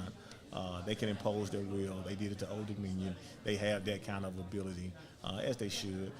That, you know, obviously that worries you a little bit from a standpoint of just, you know, guys being able to throw bodies constantly at guys and being relentless to the ball. I think on the defense side of the ball, they do a great job of getting after the quarterback. They got a defensive end that had about 10 sacks last year who's going to be a draft pick. They got a corner that's going to be a draft pick, probably a linebacker as well. They have some NFL caliber of talent on their roster. And so it's going to be a great challenge for our team to go and try to sustain and try to come out on the other side of it. Let me ask you this. You said 76 players traveled to Wake. Same number? Do you think? We're going to probably be 1 or 2 down Okay. this week from a standpoint of travel. Not because they're hurt, just for the simple fact we felt like we probably can go ahead and take 74, 75 as opposed to I got it. When you were talking about the line, I just was wondering if, how many substitutions, if you were adding more players or that type of stuff. No, so we just got to play them. They were on the trip last week. It's just our job to make sure they try to get them in. And we're flying to Bloomington. We're not driving, right? We are. Yes, Yeah. sir. You excited about that? Yeah. Quick up and down. It makes for the day-to-day routine of what we try to do Friday before we leave. It makes that routine a lot easier. Mhm. Back in the old days, what the teams used to do was they used to try to practice at the stadium or find a high school or somewhere to Nearby, practice. yeah. But we want to try to do all that before we get on the plane. My goal is to always put our players in a position when they get to the location, they can just relax, spend time with their families, keep thinking about the game plan a little bit, and go to bed because it's an early kickoff. It's 12 high noon kickoff. A lot easier to kill a 2-hour flight as it is the 5 or 6 hour bus ride. Yeah, Yeah. It's a lot easier on the player's body. They're Yeah. up and down extremely fast, Yeah. and that's going to help. Even with the recovery coming back, they can kind of put the game to bed quickly, and then we can move on to the next opponent. Okay, so you told us what to expect of Indiana. What do we expect of Kennesaw State this weekend? A couple of things. One, we got to reduce the penalties. We got to do a better job of not getting penalties. I think we were penalized 9 times in the game. 7 of them were on offense. The other 2 probably were on the defense side of the ball. So we got to do a great job of that. We got to continue to protect the football like we always do. And we got to play our style of ball. And at the end of the day, I think you saw, we want to attack. We want to have an attack style of defense. We want to try to have an attack style of offense. So we don't want to go away from that at all. More up tempo. More up tempo. Coach Mattioli, he got a nice plan for these guys. So we got to continue to do our thing and continue to play our style of ball. I loved watching the up tempo on the first drive on Friday night. It was just awesome. Well, as always, man, we look forward to seeing you every week, and we love having you on this show. Man, I love coming in. You guys are great. We love having you, and I just wanted to read this out to you real quick.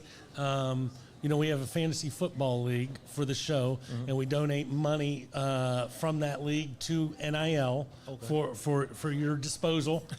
And this year, our divisions, our 3 divisions, we have the Mattioli division, the Kershaw division, and the Metello division, and they're all vying to play. And of course, the Mac Bowl. For the Super Bowl. The Mac Bowl. So we love it. We can't wait. Have a great trip up to Indiana, and we can't wait to have you back in a week to hear more about. Thanks, brother. What an awesome trip it was. Man, one more big hand for KSU coach Jerry Mack. Man, I appreciate you guys. That was good. That was a lot of fun. All right, let's get our last commercial out. Oh yeah, I do have one more. Yeah. How about that? Hey, Coach, we're going to make some Conference USA picks if you want to stick around for that.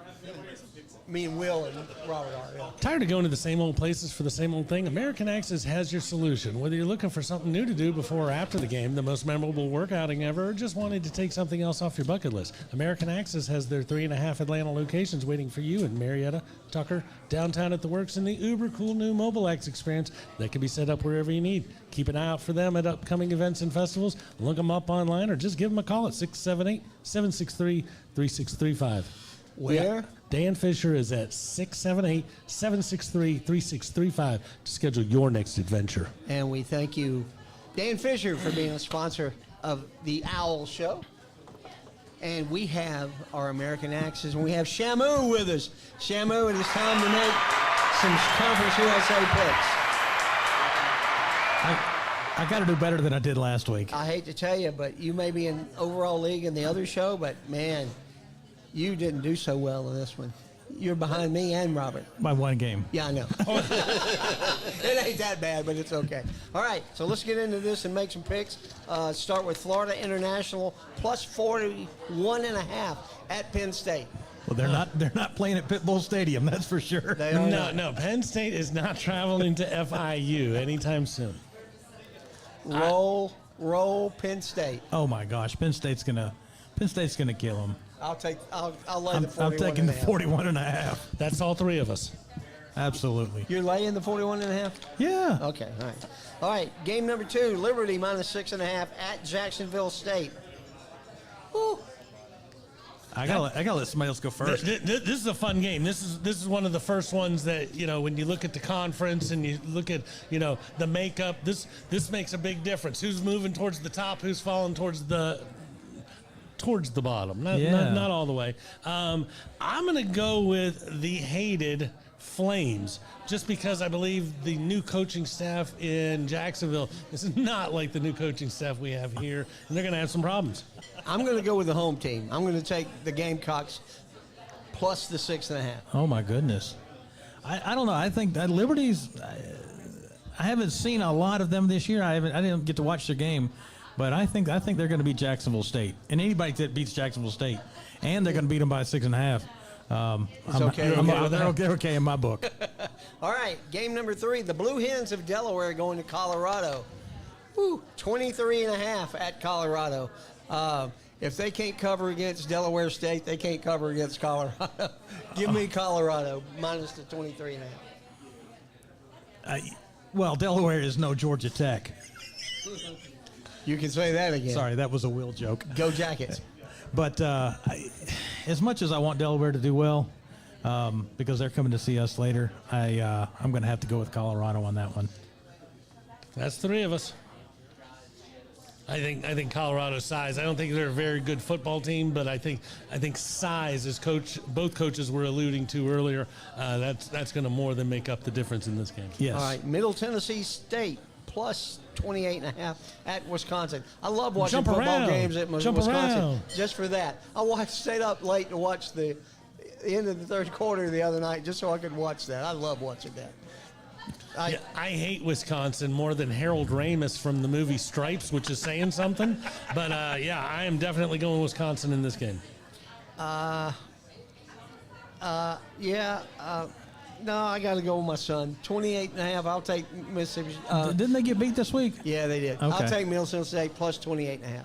Well, my boss went to Wisconsin, so I'm going to go with Wisconsin in the points. Own Wisconsin. Is it time for your review? anytime I can get brownie points. Send him a little clip from this. Hey, his daughter goes to Kennesaw, but he went to Wisconsin. All right. Missouri State plus 10.5 at Marshall. Marshall didn't show me much against the Dogs. I'm going to take Missouri State plus 10.5. But let me just ask you this. There's certain games, if you're getting blown out, are you showing anything? Because, they want to be able to beat the people in their own conference later. And so I'm thinking they might have a little more than we saw. But they got all new players. I mean, I think they had 3 players left when their coach left last year. Everybody left but 3 guys, I think. So I think Missouri State will cover the 10. I'll go Marshall. I'll go the Thundering Turd. The Thundering Turd. That's what I call them on Facebook. Oh, my goodness. You get that from me? No, I think that's pretty... I think Missouri State could cover the points on this. I'm with you. Yeah, so I'm going Missouri State. All right. The Hilltoppers plus 6.5 at Toledo. You never watch MAC football or Ohio Valley football until there's a bowl game, and then you're like, wow, these guys throw it more than the Big 12 does. I'll take Toledo for that reason. What is Toledo's mascot? Isn't it some kind of tornado? It used to be the Mud Hens, but that's the baseball. No, that's the baseball. Yeah. Rockets? It's some kind of rocket. Okay. Rockets. Yeah. Well, then I hate to be all 3. Well, I'm just going to go all 3 on one. So Toledo 2. Toledo 3. Toledo 3. Yeah. Yeah. All right. Louisiana Tech at LSU plus 37.5. LSU coming off that big W against Clemson. Woo, that was a big game. I don't think this game's going to be close, but it doesn't have to be close to still have that other team cover. I think LSU is going to kind of lay back a little bit. I think they'll beat them by 35. Give me La Tech plus the points. Really? And they're playing in Death Valley. Well, they did last week too. Yeah, but the other Death Valley. The other Death Valley. Yeah. I heard all about that, though. That's kind of interesting. They named their Death Valley after Clemson's Death Valley. Well, they used to have a nickname Death Valley because it was so loud. What? Exactly. That's what I thought. But Death Valley in Clemson was called Death Valley by a coach who came there, and it was so horrible. He's like, it's like playing in Death Valley. Yes. And then they beat LSU there, and LSU did not like it. So when they did the turnabout and they went to Baton Rouge and called beat it Death Clemson, Valley. they called it Death Valley. So it was just to mock them for that one game, and it lasted forever. And they're both the Tigers. And anyway, did I make a pick there? I'm going with LSU. Robert, did you do LSU as well? I did. And I was waiting to hear what he said because I was feeling good about taking LSU as long as you both went Louisiana Tech. I'll go LSU as well. I'll go All right. LSU as well. The Golden Hurricane of Tulsa -4.5 at New Mexico State. Give me the home team. I'm going to let Robert go first. I'll take Tulsa. I went first. Before me. Okay. I'm going Tulsa. Okay. Well, then I'll go to Mexico State just to be contrarian. I like that about you. That's a game I just made up on both of you. There you go. Or, well, UT Martin at UTEP. I'm assuming this has either had no spread or it was a push. Yeah, there's no. Generally speaking, whenever you see there's no spread, there was a problem or there was too much betting on one side. Because of that, I'm going to look at those two teams and say, I'll take UTEP. I bet that's the direction that the reason why they stopped. I'm a minor 49er. Give me UTEP. if it was a rodeo, I'd go with UT Martin because they have a great rodeo team. I don't know if you knew that. No. But thank you for roping us into that. There you go. Martin, Tennessee is a beautiful little city, by the way. But anyway, El Paso, UTEP. I'm going with UTEP. All right. 3 UTEPs. Sam Houston at Hawaii. I was Give me talking about 7.5. I was talking about this game. Who went out to Hawaii? Was it Stanford? First week it was Stanford. Yeah. You know, whenever you don't think you're going to make it to a bowl game, you schedule Hawaii to give your team something happy about. So Sam Houston, not real confident about being it. That's why they scheduled this game. And when you go out to Hawaii and it's your first time, everybody's like, "Wow, look at Hawaii!" You forget you're playing a football game. I'm going to take the Golden Rainbows. I'm taking the Fighting Rainbows as well. Well, I'm I taking. didn't know rainbows were golden. I thought they were like multicolored. It all depends on where you stand. Yeah, well, I don't. your perspective. Yeah, I guess it could be. Yeah. But I'm going with Sam Houston. Yeah. I mean, anything to get out of the West Texas. They're just gonna be happy to be there. And you went Hawaii on that? You went Hawaii. I went Hawaii. Yeah.